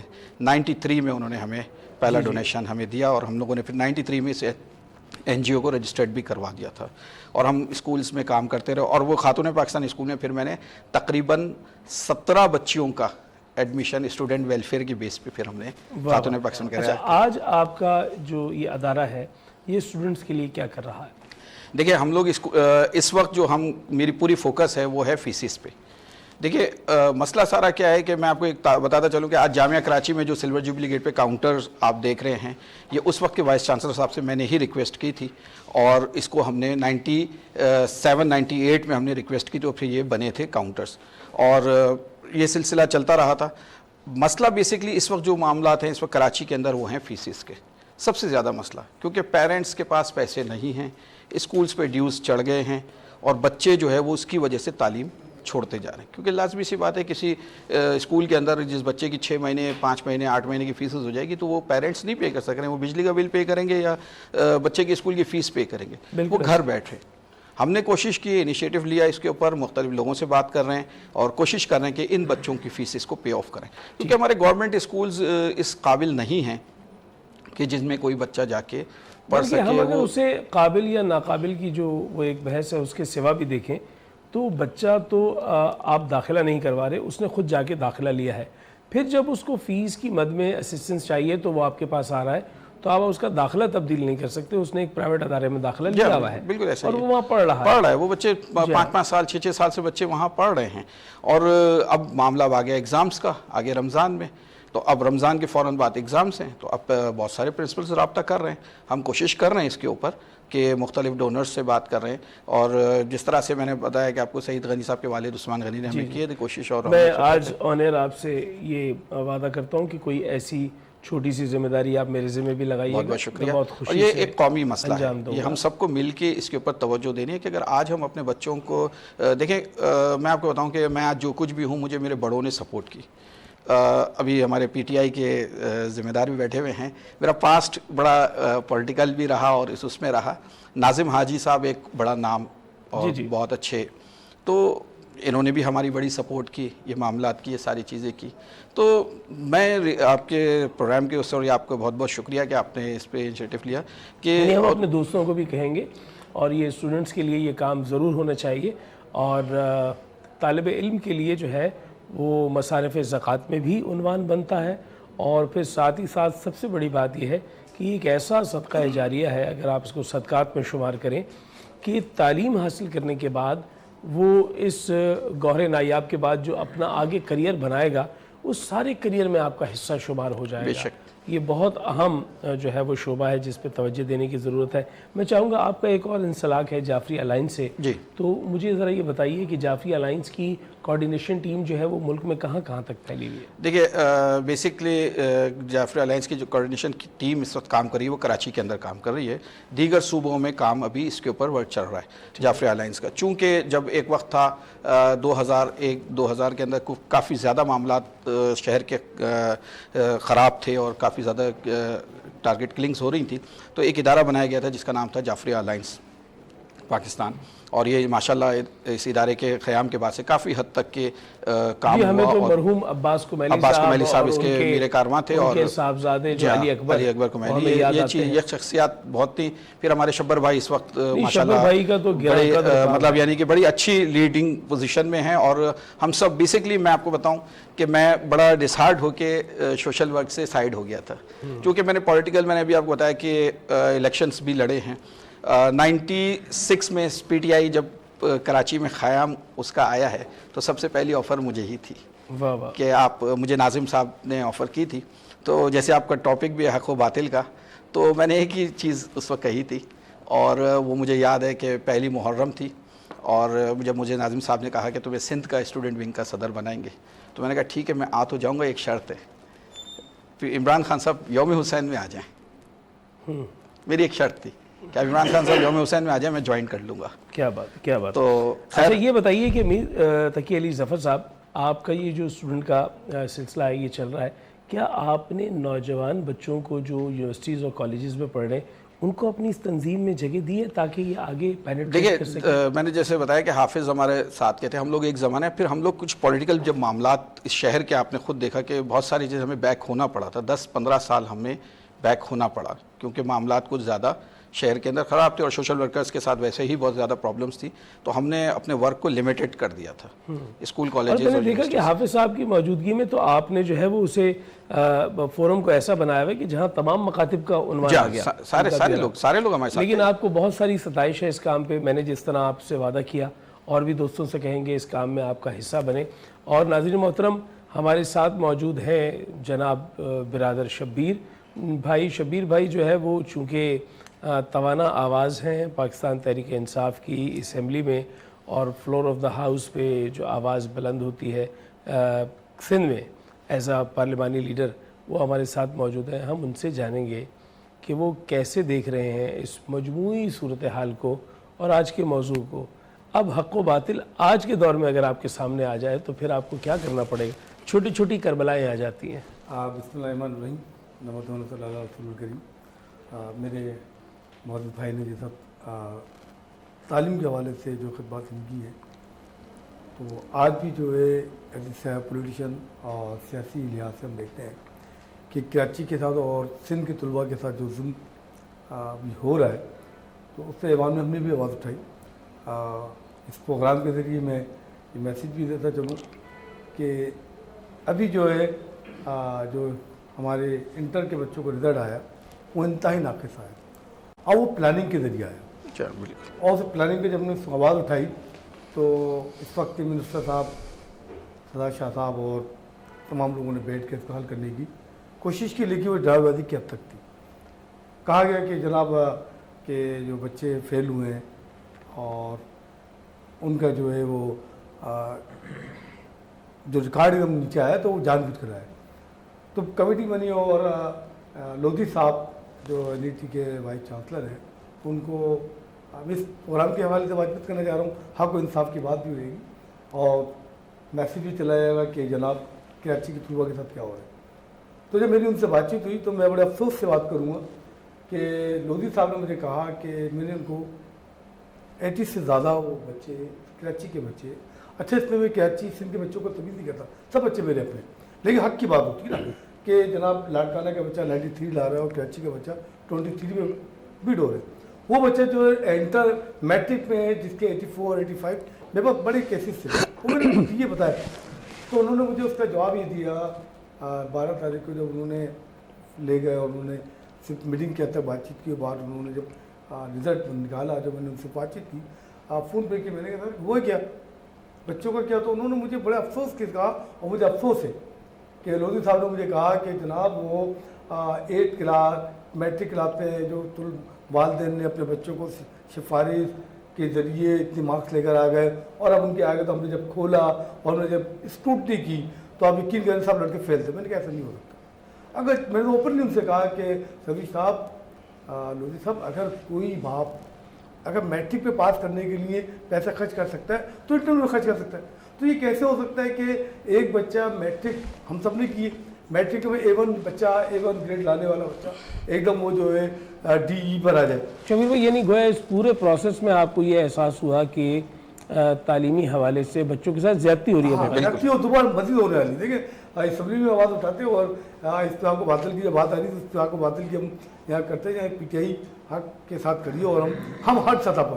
اچھا دوسری جو کہ ظلم ہو رہے ہیں وہ بھی آپ کو بتا دیں کہ انہوں نے وہ کہا اور کہا کہ جناب تو میرا ان سے ڈیمانڈ یہ تھی کہ جو بچہ میٹرک میں 80+ لاتا ہے تو ایسا نہیں ہو سکتا انٹر میں بالکل ہی ختم ہو جائے. اکا دکا کیس آ سکتے ہیں لیکن 80 کیس میں نے خود دیے ان کو میرے پاس موجود ہے جن بچوں کسی کی تو 87 کسی کی 91 تھی لیکن جو دوبارہ رزلٹ آتا ہے کسی 46 36 33 مطلب یہ تماشا لگا انہوں نے خاص طور پر. لیکن یہ اچھا پھر دوبارہ ایک امینڈمنٹ لے کر آئے اور جو بیوروکریٹ کو جو ہے جامعات کا VC لگایا جائے گا جو انتہائی بوکس عمل ہے. اس لیے کہ دنیا میں طلباء جو ہوتے ہیں وہ ہماری فیوچر ہے. میرا فیوچر آج کل ہم آج سے 20-30 سال پہلے ہم بھی بچے تھے کالیوں میں تھے. آج اللہ تعالیٰ تبارک تعالیٰ نے ہم سب کو بٹھا دیا. تو آج سے 20 سال بعد ایک نئی نسل آئے گی نا جو آج میٹرک میں انٹر میں وہ اسکول کی باغ و دوڑ سنبھالے گی. لیکن اس باغ و دوڑ کو سنبھالنے کے لیے دیکھیں میں سائیکو ایک مسئلہ ہے کہ جب بچہ میٹرک میں انٹر میں فیل ہو جاتا ہے اس کا پورا فیوچر تباہ ہو جاتا ہے. بالکل ایسا ہی. یعنی جو پہلے AC اور ڈپٹی کمشنر کے عہدوں پہ فائز رہا ہے اب وہ وائس چانسلر کے طور پہ جو ہے وہ کسی یونیورسٹی کو لیڈ کر رہا ہوگا، سرکاری یونیورسٹی کو، اور ظاہر سی بات ہے کہ پھر وہ بیوروکریٹک انداز سے دیکھ رہا ہوگا. اس انداز سے رجسٹرار جو ہوتے ہیں دیکھیں رجسٹرار بیوروکریٹ آ سکتا ہے لیکن تدریسی سلسلے کا اگر آپ کو ہیڈ بنانا ہے تو کم از کم اس کو اسے شعبہ تدریس سے ہی ہونا چاہیے. کم از کم اس فیلڈ میں اس کو 20 سال تک یہ ڈاکٹر ہوگی. لیکن اگر اس طرح کریں گے تو میرے سندھ کا میرے صوبے کا جو تعلیمی معیار ہے وہ انتہائی ناقص ہوتا جا رہا ہے. آپ دیکھیں کہ ابھی معیار ہمارا اس قدر ہے. اسمبلی کے فلور پہ میں نے آواز اٹھائی تھی لاسٹ ٹائم کہ جناب ہمارے سندھ کے ہزاروں اسکول ایسے ہیں جو بوکس ہیں جو بھینس کے باڑے بنے ہوئے. اچھا اس پہ جو ہے وہ اس وقت کے وزیر تعلیم نے کہا بھی کہ ہم نے بہت سے اسکول پکڑے لیکن کوئی FIR نظر نہیں آئی. مطلب سرکاری عمارت کو استعمال بھی کیا گیا اور سرکاری عمارت کو ان لیگل استعمال کرنے پہ کوئی ایف آئی آر درج نہیں. اچھا شبیر بھائی مجھے یہ بتائیے گا آپ کو کیا لگتا ہے کہ being a member of a assembly کیا اسمبلی کا فلور آف دا اسمبلی بہترین فورم نہیں ہے کسی بھی بات کو رجسٹر کروانے کے لیے, کسی احتجاج کو ریکارڈ پہ لانے کے لیے, کسی نوٹس کو جو ہے وہ اپنا توجہ دلاؤ نوٹس کے لیے, تو کیا وہاں سے عملداری آپ کو نظر نہیں آتی کام؟ دیکھیے میں نے جو یہاں بات چیت کی یہ سب چیزیں مظہر بھائی ہمارے ساتھ ہوتے بھی یہ سب چیزیں وہاں آن فلو پر احتجاج بھی کیا ہے, آواز بھی اٹھائی ہے, لیکن کیونکہ اکثریت اس پارٹی کی ہے فیصلہ انہیں کا آتا ہے. جب ریزولوشن آتی ہے, جب ووٹنگ ہوتی ہے لام والا. اچھا اس وقت ہمارے ساتھ جو مسئلہ ہے کہ پی ٹی آئی کے سندھ میں ہم 8 افراد ہیں. اچھا ہم 11 جیتے تھے, جو 2 کو زبردستی ہٹا دیا گیا, ڈی نوٹیفائی ہو گیا, مطلب ان کی جگہ دوسروں کو لے کر آ گئے. اچھا ایک ہمارے سے انہوں نے اپنا زمین بیچ دیا, زمین سے لوٹا بن گئے, تو اس 8 افراد ہیں. 8 افراد کے رہتے ہم اپنی آواز اٹھاتے ہیں. نہیں, آواز اٹھانے کا مقصد یہ ہوتا ہے کہ کمی ذاتی کا مسئلہ نہیں. ویسے اصول تو یہی ہے نا کہ اگر کوئی اپنی پارٹی پالیسی سے ہٹ کر کہیں اور جانے کی کوشش کرتا ہے تو پارٹی جو ہے اس کی رکنیت کو منسوخ کر دیتی ہے. ہاں دیکھیے وہ قانون ہی ختم کر دیا نا. مسئلہ یہ نا اس وقت جو ہے لوٹا کریسی عروج پر ہے, اور اس وقت جو نا وہ حق و باطل کی وہ مسائل, اور جو آپ نے حق و باطل کی سب سے بڑی مثال ہے مولا حسین سے, ٹھیک ہے, تو 72 لوگ تھے اور سب ایک سائڈ پہ تھے, لیکن افرادی قوت فیصلہ نہیں کرتی کون حق پر ہے, فیصلہ انسان کے ضمیر کرتے ہیں. ان 72 لوگوں نے دنیا میں حکومت کر رہے ہیں. وہ ہزاروں لوگ تھے نا کربلا کے اندر جو ظالموں کے ساتھ تھے, وہ کہیں 20-22 ہزار ہے, کہیں ہزاروں لاکھوں کے لگا لیں, وہ کہیں نظر نہیں آئیں گے آپ کو. ان کی اولاد کا شجر کرنا کہیں نظر نہیں آ رہا آپ کو, لیکن مولا حسین کا شجرا آج بھی نظر آ رہا ہے. یعنی ان کا ذکر بھی باقی نہیں رہے گا. حق و باطل کی اور کہ مطلب یہ کہ اس میں آپ کوانٹٹی پر نہیں جائیے گا, کوالٹی لیٹی گا. تو حق و باطل کا مثال تو جو اپنی اتفاق اشرف رکھا ہے, تو 17 رمضان کو حق و باطل کا پہلا مارکا ہوا. جی بدر کا, وہ بدر, اور بدر کے بعد فتوحات کا سلسلہ ہوا, اور میں پیارے نبی نے جب فتح مکہ کے کہا وہ حق آ گیا باطل مٹ گیا. تو جو اسٹارٹ ہوئی رمضان سے ہوئی, تو وہ سلسلہ آج بھی چل رہا ہے. آپ بھی وہ جملہ کہ آج بھی کربلا موجود ہے. جی اب بھی زندگی میں کربلا آ رہی ہے, حق و باطل موجود ہے. جی آج بھی میں نے کہا کہ ہم پہ بڑا پریشر ہوتا ہے as a P T I M P S اپنے آپ کو. اور آپ شاید ایک سوال کر رہے تھے لوگ کیوں بک جاتے ہیں. جی تو دیکھیں اور وہ میں نے آفر کیا تھا آپ سے, آپ آنر کیا, میں نے اس کا جواب دوں گا. دیکھیں مسئلہ پتہ کیا ہوتا ہے, ہمارے یہاں سیاست کو لوگوں نے دکانداری بنا دیا. ہاں کوئی چیئرمین بنتا ہے یا ایم پی بنتا ہے تو وہ اپنا مائنڈ جو نا فوراً لگژری لائف پہ چلا جاتا ہے. سیاست کو ہم نے بیسکلی کاروبار اور ذاتی فائدے کے لیے استعمال کیا ہوا ہے. اچھا جہاں سیاست جہاں چیٹنگ ہوگی نا وہ ایک جملہ آتا سیاست کر رہا ہے. ہاں یعنی اس کے معنی و مفاہیم ہی ہم نے ایسے بنا لیے کہ نیگیٹو ہے. جہاں کوئی چیٹر کر رہا ہوگا, کام مفادت کی سیاست مفادت کر رہا ہوگا, چیٹنگ کر رہا ہوگا, اس نے سیاست کہتے ہیں, جبکہ سیاست اس کا نام نہیں ہے. میں پیارے نبی نے بھی سیاست کی, مساک مدینہ یہودیوں سے ساتھ معاہدے کے. سیاست کے لفظی معنی یہ اور اصولی معنی یہ کہ مذاکرات کر کے جنگ کے بغیر مسائل کو حل کرنے کو میں سیاست کہتا ہوں. بلا شبہ یہاں ایک مختصر وقفہ ہے, وقفے کے بعد لوٹ کے آئیں گے. حسنین آپ کی آواز ہوگی اور ہم وقفے پہ جائیں گے. بسم اللہ.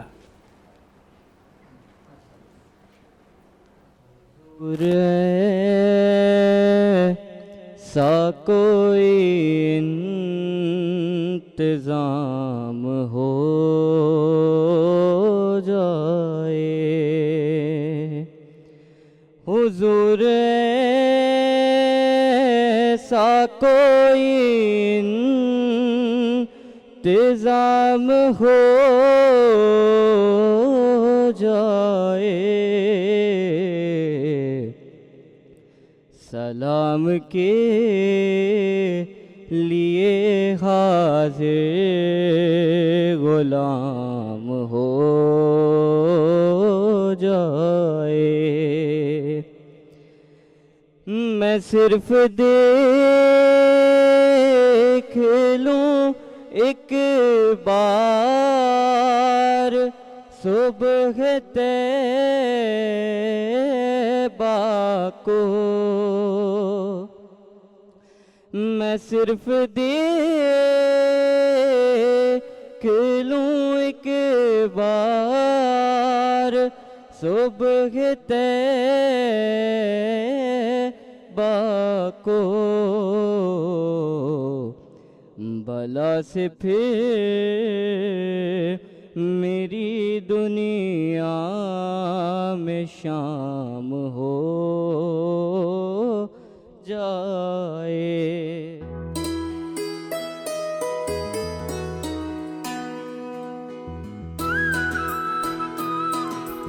نعمتیں، برکتیں اور رحمتیں، ماہ انعام آ گیا، رمضان آ گیا، اللہ کا احسان انعام رمضان، انعام رمضان، انعام رمضان۔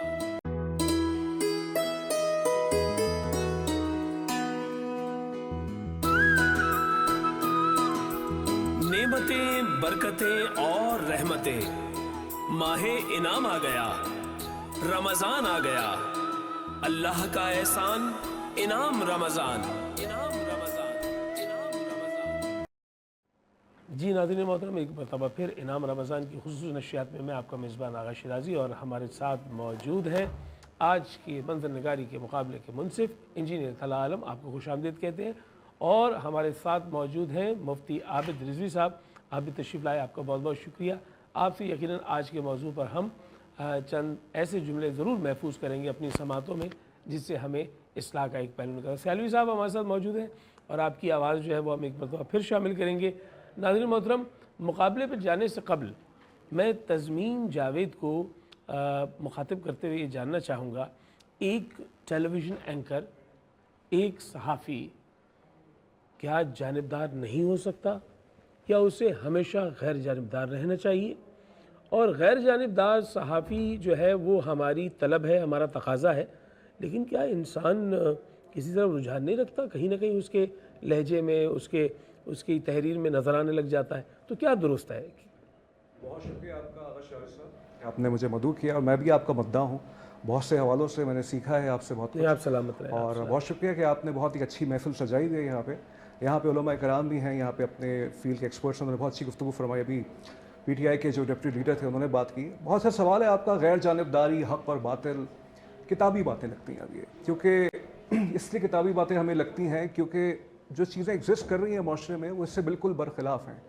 یہ کیمرہ مجھے فوکس کر کے بیٹھا ہوا ہے تو غالباً میں وہی بات کروں گا کہ جو شاید ہم عمومی طور پہ جنرلی کنونشنل جو ہماری روایتی بات چیت ہوتی ہے کہ ہمیں سچ بولنا چاہیے، جھوٹ نہیں کہنا چاہیے، حق کے ساتھ کھڑا ہو جانا چاہیے، لیکن ہم پاکستان میں ہر کوئی، ہر سیگمنٹ آف سوسائٹی سے جو بلانگ کرتا ہے وہ اپنے مختلف سپیسز میں کام کر رہا ہے۔ ہر کسی کی ایک لمیٹڈ سپیس ہے، مطلب میری ایک لمیٹڈ سپیس ہے، آپ کی بھی غالباً ایک لمیٹڈ سپیس ہوگی، اور پھر اس سپیس کو جو ہے وہ جو چیز جو زیادہ اور اس کو مستحکم کرتی ہے کہ آپ کو سپیس میں ہی کام کرنا ہے، تو وہ ہے تلوار جو لٹکی ہوئی ہے آپ کے اوپر، معاشی جو کچھ پابندیاں ہیں آپ کے اوپر، کہ آپ ایک حد تک آگے جا سکتے ہیں اور ایک حد تک آپ کو کنٹرول اپنے آپ کو رکھنا ہوتا ہے، جو کہ کبھی کبھار بلیسنگ ان ڈسگائز بھی ہو جاتا ہے۔ مثال کے طور پر اگر میں اپنے آپ کو بہت فری فلو رکھوں، جیسے ایک چیز ہوتی ہے نالج اور ایک چیز ہوتی ہے وزڈم، مجھے بہت سی چیزیں پتہ ہیں، لیکن حکمت یہ کہتی ہے کہ مجھے یہ بات کہاں کہنی ہے اور کیسے کہنی ہے، کیونکہ اس کے جو اثرات اور یا نہیں کہنی ہے، ہاں جو نہیں کہنی ہے، مطلب ڈپینڈ کرتا ہے نا، مجھے بہت کچھ پتہ ہے، میں شاید یہاں پہ وہ گفتگو شاید نہ کر پاؤں جو آپ کے چینل کے لیے پرابلم نہ کر جائے، لیکن تو یہی حکمت ہے، حکمت کا تقاضا یہ ہے۔ لیکن بین السطور وہ باتیں کہہ جاتے ہیں یا کر سکتے ہیں، اس کا ایک فن آپ کے اندر ہونا چاہیے کہ لوگ آپ کی بات کے اشارے بھی سمجھ جائیں، اشاروں کا نام میں بات کہہ بھی جائیں، اور جو حکام بالا ہیں کہ جن کے یہاں پہ جن کے پاس اتھارٹی ہے، جو اس ملک کے تقدیروں کے فیصلے کرتے ہیں، ان تک وہ بات پہنچی بھی جائے۔ غالباً شاید ان کو پڑھنے لکھنے کا اتنا شوق نہیں ہے تو ان تک وہ بات نہیں پہنچ پاتی۔ افسوس کی بات ہے یہ، افسوس کی بات ہے۔ قطب بینی کے حوالے سے بھی پاکستان 98 نمبر پہ آتا ہے، امریکہ ٹاپ پہ ہے اور انڈیا دوسرے نمبر پہ ہے جو ہمارا حریف ہے قطب بینی۔ تو غالباً ہمارے اینکرز ہوں، ہمارے صحافی ہوں، شاید مجھ سمیت پولیٹیکل لوگ ہوں، ریاست کے مقتدرہ ہوں، حلقے ہوں، ججز ہوں، بیوروکریٹس ہوں، بزنس مین ہوں، مذہبی طبقات ہوں، چیزیں پڑھی ہوئی ہیں، اس کے اندر ریسرچ کا کام جو ہے وہ فقدان ہے۔ تو جانبداری کا جہاں تک سوال ہے اور غیر جانبداری کا سوال ہے، آئیڈیل بات تو یہ ہے کہ غیر جانبدار آپ کو ہونا چاہیے. آئیڈیل بات یہ ہے کہ آپ جو ہیں جو چیز جیسی ایگزسٹ کرتی ہے اس کو آپ ویسا ہی رپورٹ کریں. اچھا رپورٹنگ تو ویسی ہو جاتی ہے لیکن پھر کام دکھا دیا جاتا ہے تجزیات میں، انالیسس میں.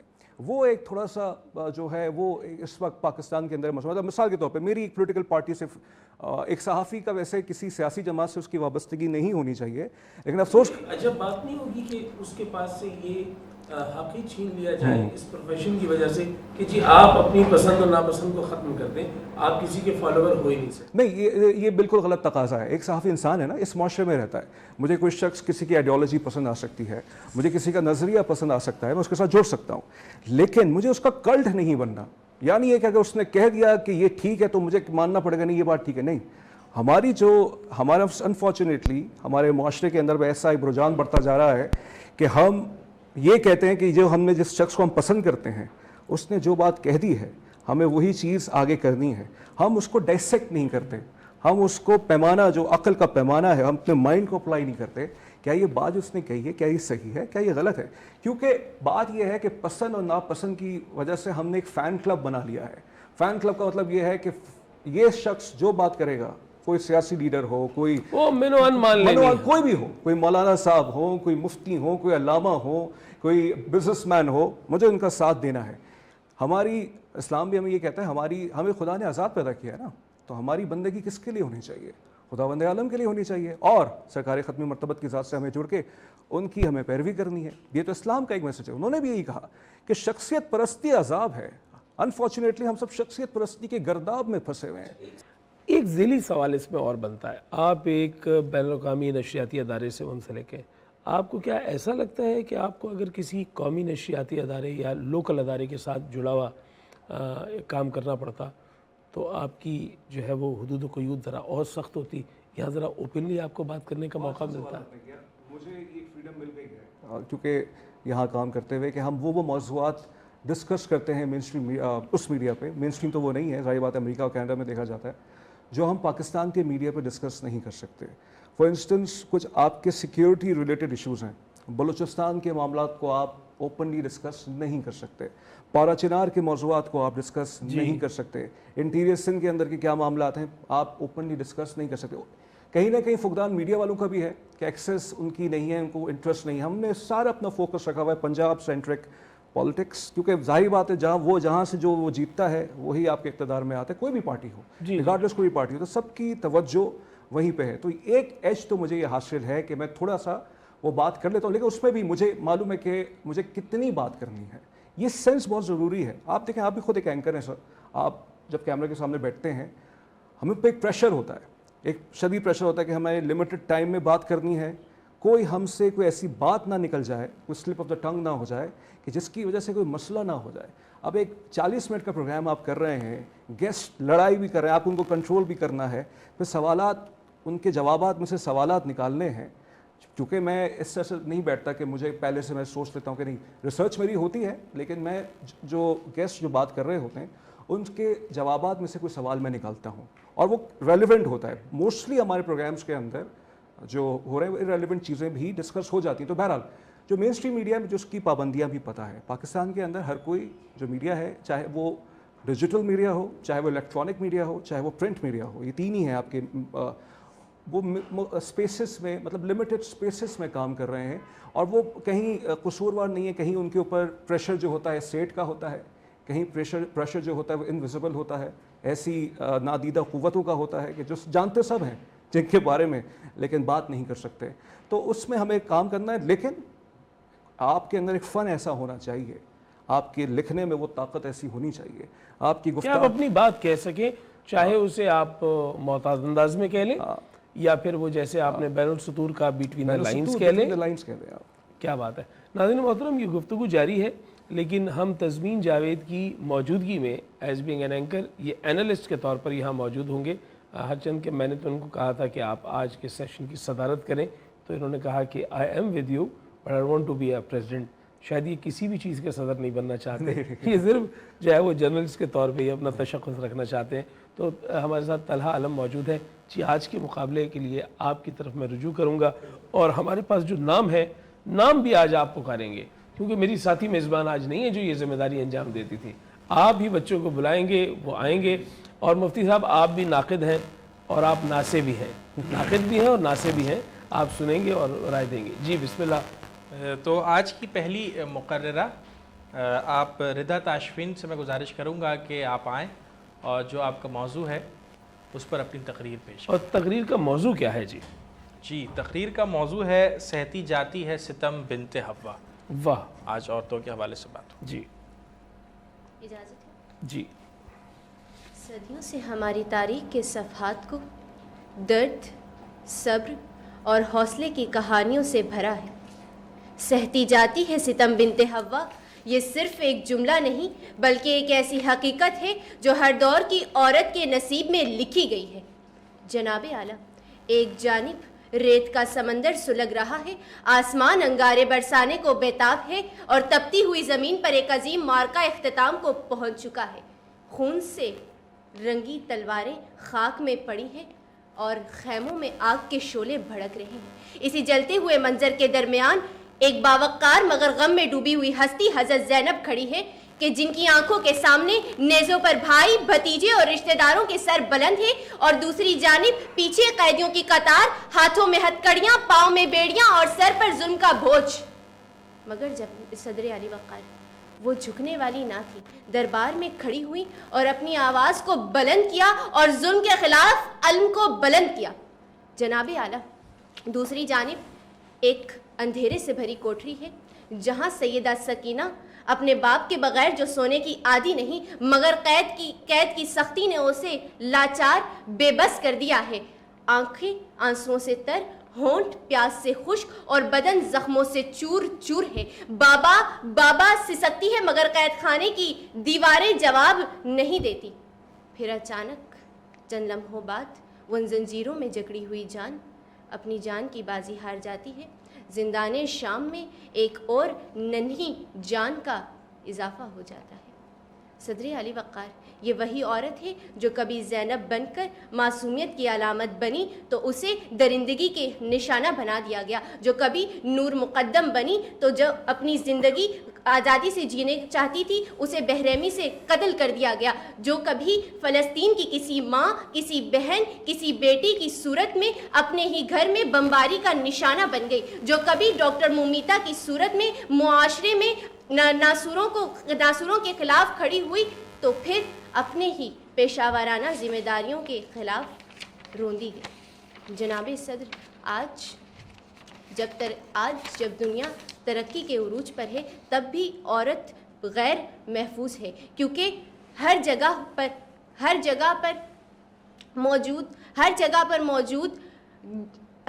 पर मौजूद गैंग रेप, हर जगह पर मौजूद गुमशुदगी के मसाइल अब तक हल नहीं हुए। जनाबे सदर के सहती जाती है सितम बिनते हव्वा, हर घड़ी जख्म सहती रही, सदा लब पे दुआ रहती रही, अदल खामोश रहा, जुल्म का साया न हटा। शुक्रिया।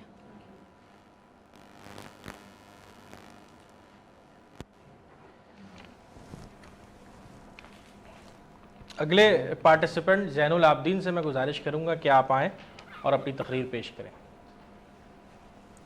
बहुत बहुत शुक्रिया सदर अली वक़ार, इजाज़त है जी। मैं आंखें बंद करके इस पुरतशद्दुद लाश के आगे बैठा, जिसको बेदर्दी से मारा गया हमारे बेरहम ज़माने ने। ये लाश मुझसे सवाल करती है कि आखिर मैं इस हाल में क्यों हूं। अगर फिक्राए माश का हाथ थामे मैं घर से बाहर निकली ही थी तो मैं इस हाल में क्यों हूं। सदर अली वक़ार ये कहती है कि मैंने सीलन-ज़दा घर का चूल्हा जलाने के लिए अपने ख्वाब जला डाले तो मैं इस हाल में क्यों हूं। मैं एक मसीहा के घर में काम करती 15 साल लड़की आखिर मसीहाई से महरूम क्यों हूं। सदर अली वक़ार, अगर मैं इस मंजर को नजर से चुरा भी लूं तो क्या जुर्मो सितम के किस्से सिफ़ाए किरतास पर दर्ज होना बंद हो जाएंगे, या फिर एक नया जुल्म औरत की जिंदगी के बाप पर तहरीर कर दिया जाएगा। सदर अली वक़ार, कभी ये जुर्म गैरत के नाम पर औरत की जिंदगी پر ٹوٹ پڑتا ہے اور قندیل بلوچ کی آواز بلند ہوتی ہے تو کبھی یہ ظلم تیزاب کی صورت میں معصوم و پاکیزہ چہرے کو جلا دیتا ہے، تو کہیں یہ ظلم نور مقدم کی زندگی کو نوچتا ہوا ضمیر جعفری کی شکل اختیار کرتا ہے، تو کہیں زینب کی زندگی چھین کر انسانیت کے تصور پر گہری ضرب لگا دیتا ہے۔ یہی نہیں صدر علی وقار، میں بات کروں گا بنت حوا کے اوپر ہونے والے ظلم کی کہ وہ بنت حوا ہی تھی جس کو دہیج کے نام کے اوپر جلا دیا گیا، وہ بنت حوا ہی تھی جس کو سر بازار کھیل تماشے کے نام پر رقص کروایا گیا۔ صدر الوقار، بنت حوا وہ جس کو نفسانی تسکین کے اوپر اغوا کیا اور نام اس کو یہی دیا۔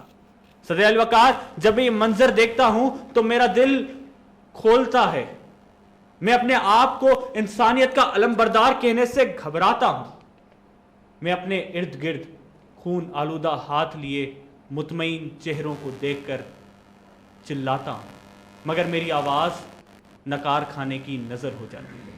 صدر علی وقار، بنت حوا وہ جس کے وجود سے عالم کے پھول مہکے، بنت حوا وہ جس نے عالم کی ذات کو مکمل کیا، مگر جب خود کو حقائق کی سرزمین پر پاتی ہے تو اپنی حیثیت بے مول پاتی ہے۔ صدر علی وقار، وقت بدلتا گیا مگر بنت حوا کے حالات نہ بدلے، تو میں آج یہ بات کہوں گا اور مجھے کہنے دیجیے گا کہ قدر اب تک تیری زمانے نے جانی ہی نہیں، تجھ میں شعلے بھی ہیں بس اشک فشانی ہی نہیں، تیری ہستی بھی ہے ایک چیز جوانی ہی نہیں۔ بہت بہت شکریہ۔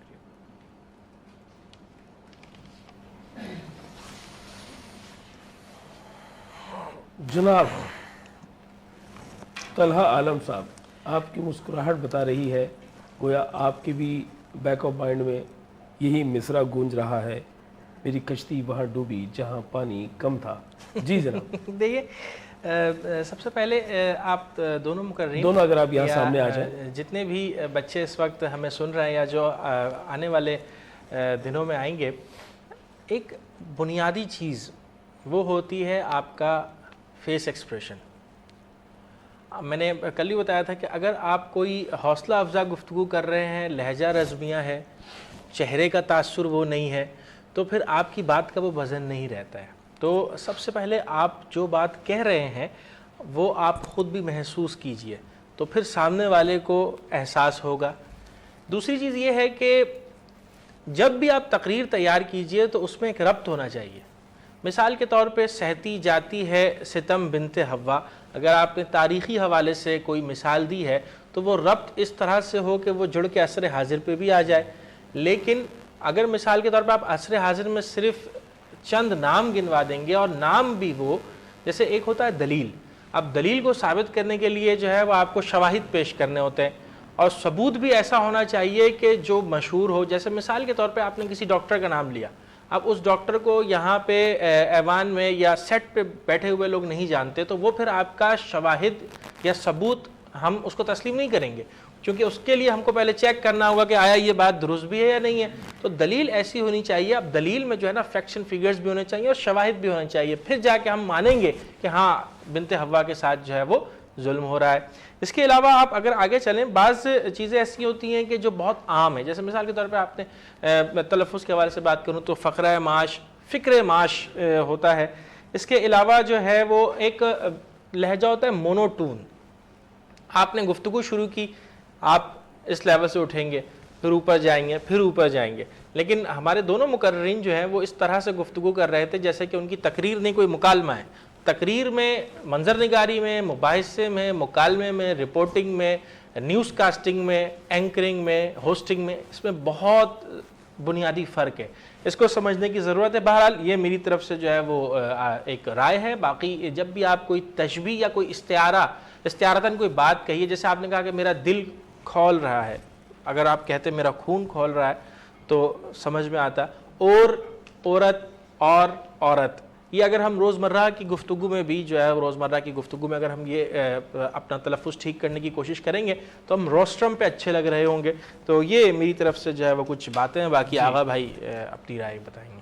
جی بالکل صحیح ہے جی. پہلی مقررہ آپ بھی اور دوسرے مقررہ آپ بھی عین ہو بہو. میرے پاس چونکہ ٹائمر چل رہا تھا 2 منٹ گزرے ہیں اور گھوڑے کی لگام آپ کے ہاتھ سے گئی ہے, نیچے سے رکابیں نکلی ہیں, گھوڑا جو ہے وہ آپ سے بے قابو ہوا ہے, کبھی آپ نیچے گرنے کو, کبھی گھوڑا آپ کو گرانے کو, اور بہرحال آپ اپنے آپ کو بچانے کی کوشش کرتے رہے, لیکن وہ واضح ہو گیا کہ آپ سے جو ہے وہ بے ربط ہو رہی ہیں چیزیں, بے قابو ہو رہی ہیں. پہلی جو مقررہ تھی ان کے پاس سے ایک لفظ بولا گیا, وہ کہنا چاہتی تھی بوجھ, لیکن وہ روانی میں نکلا بھوج. اور یہ کیوں نکلتا ہے؟ جیسے کیمل کو اردو میں کیا کہا جاتا ہے بتائیے؟ اب یہ جو آپ نے بولا یہ درست نہیں ہے, دوبارہ بولیے. اونٹ. اس میں دو چشمی ہے کہ اضافہ نہ کریں آپ, یہ ہم سے غلطی ہو رہی ہے. عام زندگی میں ہم اونٹ کہتے ہیں, اس میں دو چشمی ہے شامل کر دیتے ہیں. ایسے ہی بوجھ میں بے میں ہم دو چشمی ہے شامل کر دیتے ہیں. پھر اس کے بعد اس کی ایک اور اگر قسم ہو تو وہ ہے جھوٹ, اور ہم اسے کہتے ہیں جھوٹ. یہ بھی ہماری غلطی ہے, اس کو درست کر لیجئے گا.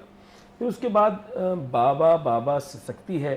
میرا خیال ہے بابا بابا کہتے ہوئے سسکتی ہے, یہ بات سمجھ میں آتی ہے. سسکنا اس کے درمیان کا حصہ ہے, اصل تو اس کا بابا بابا کہنا ہے. ٹھیک ہے جی. اور پھر اس کے بعد اور یہ ذرا فرق آپ ضرور رکھیے.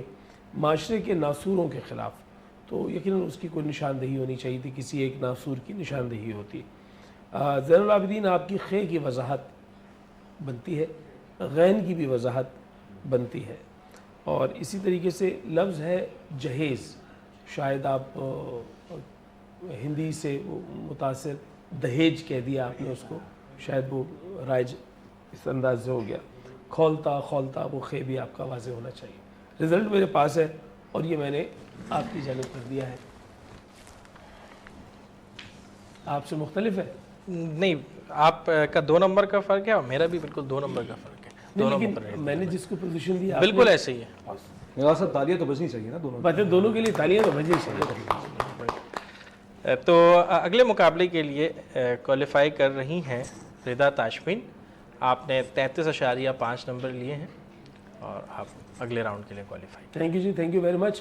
اور اب ہم چاہیں گے اسی موقع پہ آپ کا شکریہ ادا کریں, اور میں چاہوں گا 2 شعر آپ کی جانب سے جو ہے وہ نعت رسول مقبول صلی اللہ علیہ وآلہ وسلم کے بارگاہ رسالت میں پیش کیے جائیں گے. اور یہ وہ ایک عنوان ہے جس کے ساتھ ہی ہم جو ہے وہ اپنے عشق کی اظہاریے کا بھی ذریعہ بنتے ہیں, اور ساتھ ہی ساتھ اس مرحلے میں داخل ہوتے ہیں جہاں انتہائی سحر بھی قریب ہے. جی بسم اللہ. جی بسم اللہ. میں تو پنجتنے کا غلام ہوں, میں تو پنجتنے کا غلام ہوں. میں مرید خیر الانام ہوں, میں غلام ابن غلام ہوں. میں تو پنجتنے کا غلام ہوں. مجھے عشق ہے تو خدا سے ہے, مجھے عشق ہے تو رسول سے, یہ کرم ہے سارا بطول کا میرے منہ سے آئے. میں ایک صدا جو میں نام لوں تیرا جھوم کے, میں تو پنجتنے کا غلام ہوں, میں تو پنجتنے کا غلام ہوں. ہوا کیسے تنی سے وہ سر جدا, جہاں عشق ہو وہی کربلا, میری بات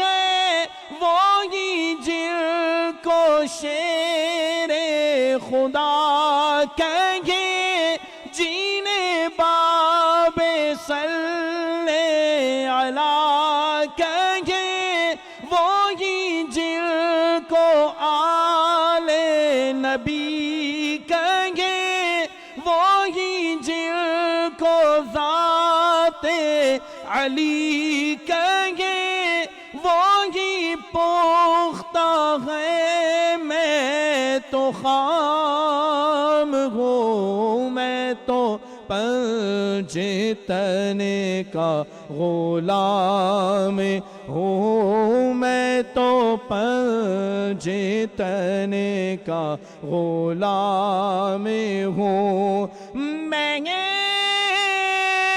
غلام ابن غلام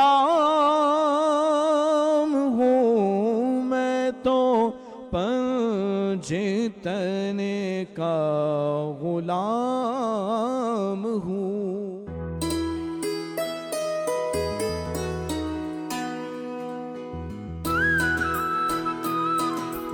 نعمتیں برکتیں اور رحمتیں ماہ انعام آ گیا رمضان آ گیا اللہ کا احسان انعام رمضان انعام رمضان انعام رمضان.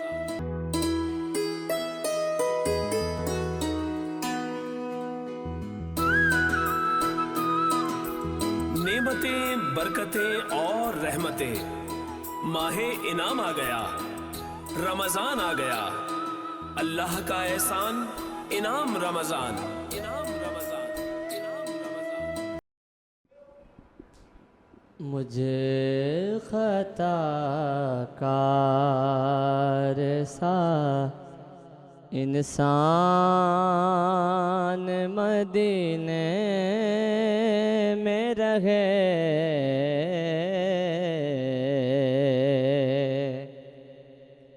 بن کے سرکار کا مہمان مدینے میں رہے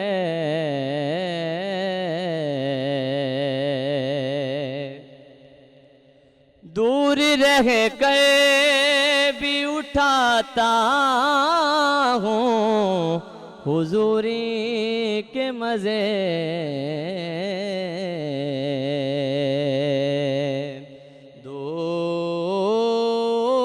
دور رہ کر بھی اٹھاتا ہوں حضوری کے مزے میں آہاں ہوں اور میری جان مدینے میں رہے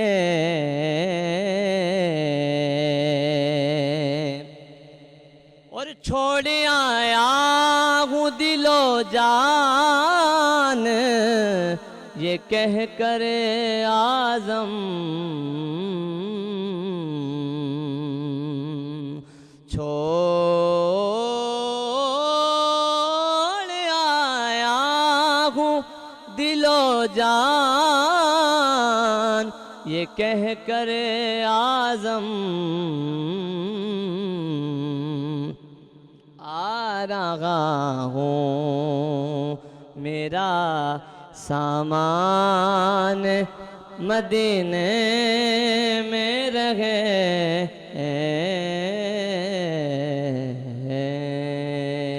ماشاءاللہ عدنان بھائی آپ کی جانب سے ہدیہ نعت بارگاہ رسالت مآب صلی اللہ علیہ وآلہ وسلم میں پیش کیا گیا اور ہمارے ساتھ مفتی زاہد اسلم صاحب آپ موجود ہوئے ہیں. آپ کا بہت بہت شکریہ ایک مرتبہ پھر. اور موضوع ہے ہمارا حق و باطل میں فرق. یہ تمیز کیسے آئے گی, یہ فرق کیسے واضح ہوگا؟ مفتی عابد رضوی صاحب پیمانہ ہم خود بنائیں گے یا اللہ اور اللہ کے رسول کا پیمانہ جو ہے وہ ہمارے سامنے واضح ہوگا کہ حق و باطل کی تمیز کیسے کرنی ہے؟ کچھ اجتہادی معاملات بھی ہیں, نئے مسائل بھی آپ کے سامنے آتے ہیں جس کا واضح طور پر اس طریقے سے قرآن و سنہ میں اشارہ نہیں ملتا, تو اس میں کہاں ہم نے جو ہے وہ کھڑے ہونا ہے اور اس کے لیے ایک مسلمہ اصول کیا ہوگا؟ نحمدہ ونصلی ونسلم علی رسولہ الکریم اما بعد فاعوذ باللہ من الشیطان الرجیم بسم اللہ الرحمن الرحیم قال اللہ تعالی فی القرآن المجید والفرقان الحمید صراط الذین انعمت علیہم غیر المغضوب علیہم ولا الضالین آمین. حق و باطل کے حوالے سے جس موضوع کا آپ نے انتخاب کیا ہے, حق اور باطل اصلاً تو ایک ذی شعور انسان ان میں خود تمیز کر سکے گا، یعنی وہ بات جو امر واقع کے مطابق ہو وہ حق ہے، جو امر واقع کے خلاف ہو وہ باطل۔ اتنی بات تو کم از کم ذی شعور میں ہے کہ وہ اپنی عقل کا استعمال کر کے دیکھے کہ کیا حق اور کیا باطل ہے۔ اس کے بعد پھر حق و باطل کا ایک پیمانہ وہ ہے جو اللہ اور اس کے رسول صلی اللہ علیہ وسلم نے قرآن و سنت کی صورت میں ہمیں عطا فرمایا ہے، اور جس پر جمع رہنے کو ہمارے ایمان کی بنیادی ضروریات میں سے قرار دے دیا گیا ہے۔ سورۃ العصر قرآن پاک کی سورہ مبارکہ ہے، والعصر ان الانسان لفی خسر الا الذین آمنوا وعملوا الصالحات وتواصوا بالحق وتواصوا بالصبر۔ جو چار چیزیں ہمارے ایمان میں، ہمارے اسلام کے اندر بنیادی حیثیت رکھتی ہیں، ایمان، عمل صالح، حق کی پہچان، حق کے ساتھ کھڑے رہنا اور صبر کی وصیت۔ اچھا، آپ نے ایک سوال یہ کیا تھا کہ فروعی مسائل جو بعد کے آ جاتے ہیں ان میں کیا کیا جائے گا، تو یہ نبی آخر الزمان صلی اللہ علیہ وسلم جو دین لے کر تشریف لائے، یہ وہ دین ہے جس سے صبح قیامت تک باقی رہنا ہے۔ اب نہ کوئی نئی وحی آنی ہے، نہ کوئی نیا نبی آنا ہے۔ اس دین کے لیے اللہ رب العزت نے ایسے کتاب کو نازل فرمایا ہے کہ جو صبح قیامت تک کے تمام مسائل کا حل ہے، اور اس کے لیے باقاعدہ ایک منظم نظام قائم ہے۔ میں سمجھتا ہوں کہ اس آیہ مبارکہ کی روشنی میں ہم اسے بخوبی سمجھ سکتے ہیں کہ صراط الذین انعمت علیہم، کچھ خاص لوگوں کو قرآن پاک نے مختص کیا کہ یہ وہ لوگ ہیں جن کے طریقے پر چل کر تم صراط مستقیم تک پہنچو گے۔ پھر علماء اسلام نے ہر زمانے کے اندر ہر مسئلے کا قرآن و سنت کی روشنی میں حل نکالا ہے، یہ ایک نظام بنا ہوا ہے۔ وہ نئے مسائل جن کا حکم موجود نہیں ہے، کسی نہ کسی صورت میں دلالت النص، اشارت النص کے حوالے سے ان کا ایک حل نکال کر جو ہے وہ امت کے سامنے رکھ دیا گیا ہے۔ ہماری اس امت کے اندر کبھی کسی کو یہ مسئلہ درپیش نہیں آیا کہ ہمارا مسئلہ ہے اور دین اسلام نے ہمیں اس کا حل نہیں دیا، تو یہ چیز بالکل اپنی جگہ پر واضح ہونا۔ اچھا، مجھے یہ بھی ذرا واضح کر دیجیے گا مفتی صاحب کہ یہ حق و باطل کے جو فرق ہے، یہ اگر ہم نے نہ کیا تو اس پہ باز پرس کیا ہے؟ حق و باطل میں اگر ہم نے فرق نہ کیا تو باز پرس کیا؟ اصل میں یہ حق و باطل کا موضوع ایک بڑا وسیع ہے، ہم اسے کس تناظر میں دیکھ رہے ہیں؟ دیکھیں، بنیادی طور پر ایک معاشرے میں زیادتی ہو رہی ہے، دو ایسے جو ہے وہ گروپس ہیں، ایک گروپ ایک دوسرے گروپ کے ساتھ زیادتی کر رہا ہے، اور ہم حق و باطل کا فرق بھی سمجھ رہے ہیں، لیکن ہم خود خاموش ہیں۔ ہم کہہ رہے ہیں کہ ہم اس کے اندر جو ہے نا وہ پارٹی نہیں بنتے، ہم ایک طرف ہو کے بیٹھ جاتے ہیں۔ تو کیا شرع ہم سے تقاضا کرتی ہے کہ ہمیں حق کا ساتھ دینا چاہیے؟ اسلامیہ کا ایک بنیادی اصول یہ ہے کہ آپ حق کو حق اور باطل کو باطل کہیں۔ کنتم خیر امۃ اخرجت للناس تأمرون بالمعروف وتنہون عن المنکر۔ جی، آپ بلائی کا حکم دیں گے، حق کو حق کہیں گے اور برائی سے روکیں گے، باطل کو باطل کہیں گے۔ اسی طرح ایک مقام پر فرمایا تعاونوا علی البر والتقوی ولا تعاونوا علی الاثم والعدوان۔ اگر حق خیر و بلائی کی بات ہے تو آپ پر لازم ہے کہ آپ معاونت کریں، اس میں کھڑے ہوں اس کے ساتھ، جی، اور اگر وہ کوئی گناہ اور ناحق کی بات ہے تو آپ اس میں معاونت نہیں کر سکتے۔ اور پھر تاریخ اسلام پوری ہمارے سامنے موجود ہے اس اعتبار سے کہ حق کی جب بات ہوئی، اہل اسلام اس کے لیے کھڑے ہوئے، چاہے انہیں اپنی جانوں کا نذرانہ ہی کیوں نہ دینا پڑے۔ جب بھی ضمیر کا سودا ہو دوستو تو ڈٹے رہو حسین کے انکار کی طرح۔ حق کا اس طرح ساتھ دینا ہے جس طرح کہ امام حسین علیہ السلام نے میدان کربلا میں جا کر 72 تنوں کو قربان کر کے حق کا ساتھ دیا، اور حق تو کلیئر ہے۔ رب العالمین نے قرآن کریم میں حکم دیا ہے وَلَا تَلْبِسُوا الْحَقَّ بِالْبَاطِلِ، نہ ملاؤ تم حق کو باطل کے ساتھ۔ اب حق پر رہنا فرض ہے ہمارے اوپر، بقرہ کی آیت نمبر 42 ہے، اور اسی طرح سورہ آل عمران کی آیت نمبر 18 ہے، شاہد اللہ انہ لا الہ الا ہو والملائکۃ واولو العلم، اور سورۃ الانبیاء کی آیت نمبر 18 ہے بل نقذف بالحق علی الباطل، کہ ہم ضرب لگائیں گے، ہم حق کو باطل پر آ کر غالب کر دیں گے۔ اور اسی طرح سورہ بنی اسرائیل کی آیت نمبر 81 کے اندر بھی ہے وَقُلْ جَاءَ الْحَقُّ وَزَهَقَ الْبَاطِلُ إِنَّ الْبَاطِلَ كَانَ زَهُوقًا، کہ حق آ گیا اور حق آ کر چھا گیا، باطل مٹ گیا، کیونکہ باطل نے تو مٹ ہی جانا ہے۔ اب قرآن کریم کے اور بھی کئی مقامات پر ہیں کہ حق کے ساتھ رہنا ہماری اولین ترجیح ہونی چاہیے۔ ایک مسلمان جو ہے کبھی باطل کا ساتھ نہیں دے سکتا۔ اور رہا یہ سوال کہ کس حد تک ہم نے جانا ہے، آپ کو اللہ نے جتنی پاور دی ہے آپ ان ساری پاوروں کو ملا کر ایک ہی جگہ پہ استعمال کریں گے۔ اگر آپ ہاتھ سے طاقت رکھتے ہیں تو ہاتھ سے باطل کو روکیں, حق کا ساتھ دیں. اگر ہاتھ سے طاقت نہیں رکھتے تو کم از کم زبان سے کہہ دیں, زبان سے بھی نہیں کہہ سکتے تو کم از کم دل کے اندر تو برائی کو برائی سمجھے, باطل کو باطل سمجھے, حق کو حق سمجھیں. اور یہ قرآن کریم کا حکم ہے. اور جو قومیں باطل کا سامنا نہیں کرتی, باطل کا ساتھ دیتی ہیں یا خاموشی اختیار کرتی ہیں, وہ قومیں اپنے آپ کے اوپر ظلم کر رہی ہوتی ہیں اور باطل کا ساتھ دینے والے مٹ گئے ہیں, برباد ہو گئے ہیں. آپ دیکھو نا, فلما جاءہم الحق من عندنا قالوا ان ھذا لسحر مبین, کہ فرعون نے باطل کا ساتھ دیا, باطل پر رہا, آج برباد ہو گیا. نمرود باطل پر تھا, آج برباد ہو گیا.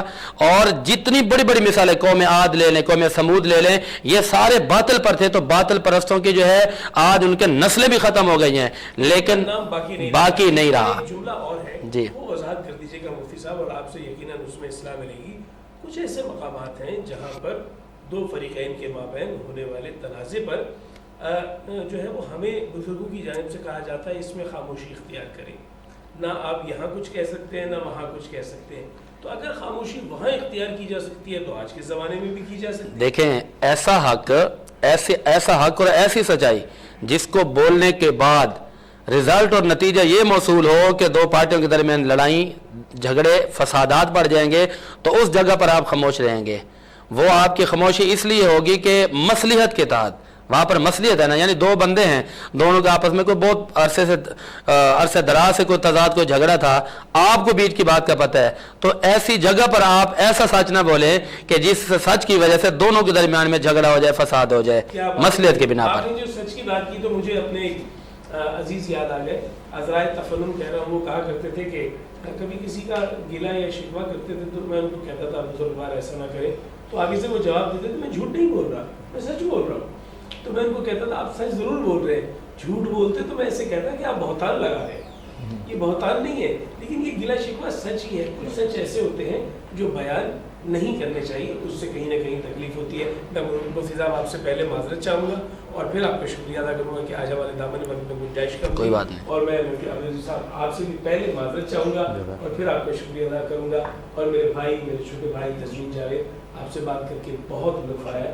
اور جس انداز سے آپ سوچتے ہیں, خدا کریں کہ نوجوانوں میں یہ فکر جو ہے وہ تنوع پائے اور ایسے ہی لوگ سوچنے لگ جائیں. ناظرین محترم, آپ سے چاہیں گے اجازت, اور جاتے جاتے ایک منقبت کی چند اشعار, آپ کی سماعتوں کی نظر اور یہ آواز آپ تک پہنچنے والی ہے.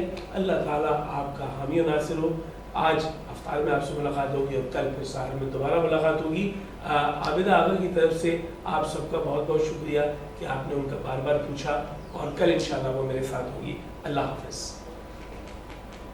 زمانے بھر میں ہے, زمانے بھر میں ہے چرچا, حسین جی واہ واہ, ہاں واہ, بے شک. صدائے دیتی ہے سجدہ, حسین جیت گئے. سبحان اللہ, سبحان اللہ. جہاں بھی چاہو مصلا بچھا کے پڑھ لو نماز, کہ اب نہیں کوئی خطرہ, حسین جیت گئے. صدائے دیتی ہے سجدہ, حسین جیت گئے. اور سنا کی نوک پہ بولے تو مصطفیٰ نے کہا, لو دیکھو فاطمہ زہرا, حسین جیت گئے. صدائے دیتی ہے سجدہ, حسین جیت گئے. سج گئے گھر گھر دسترخوان, رمضان رمضان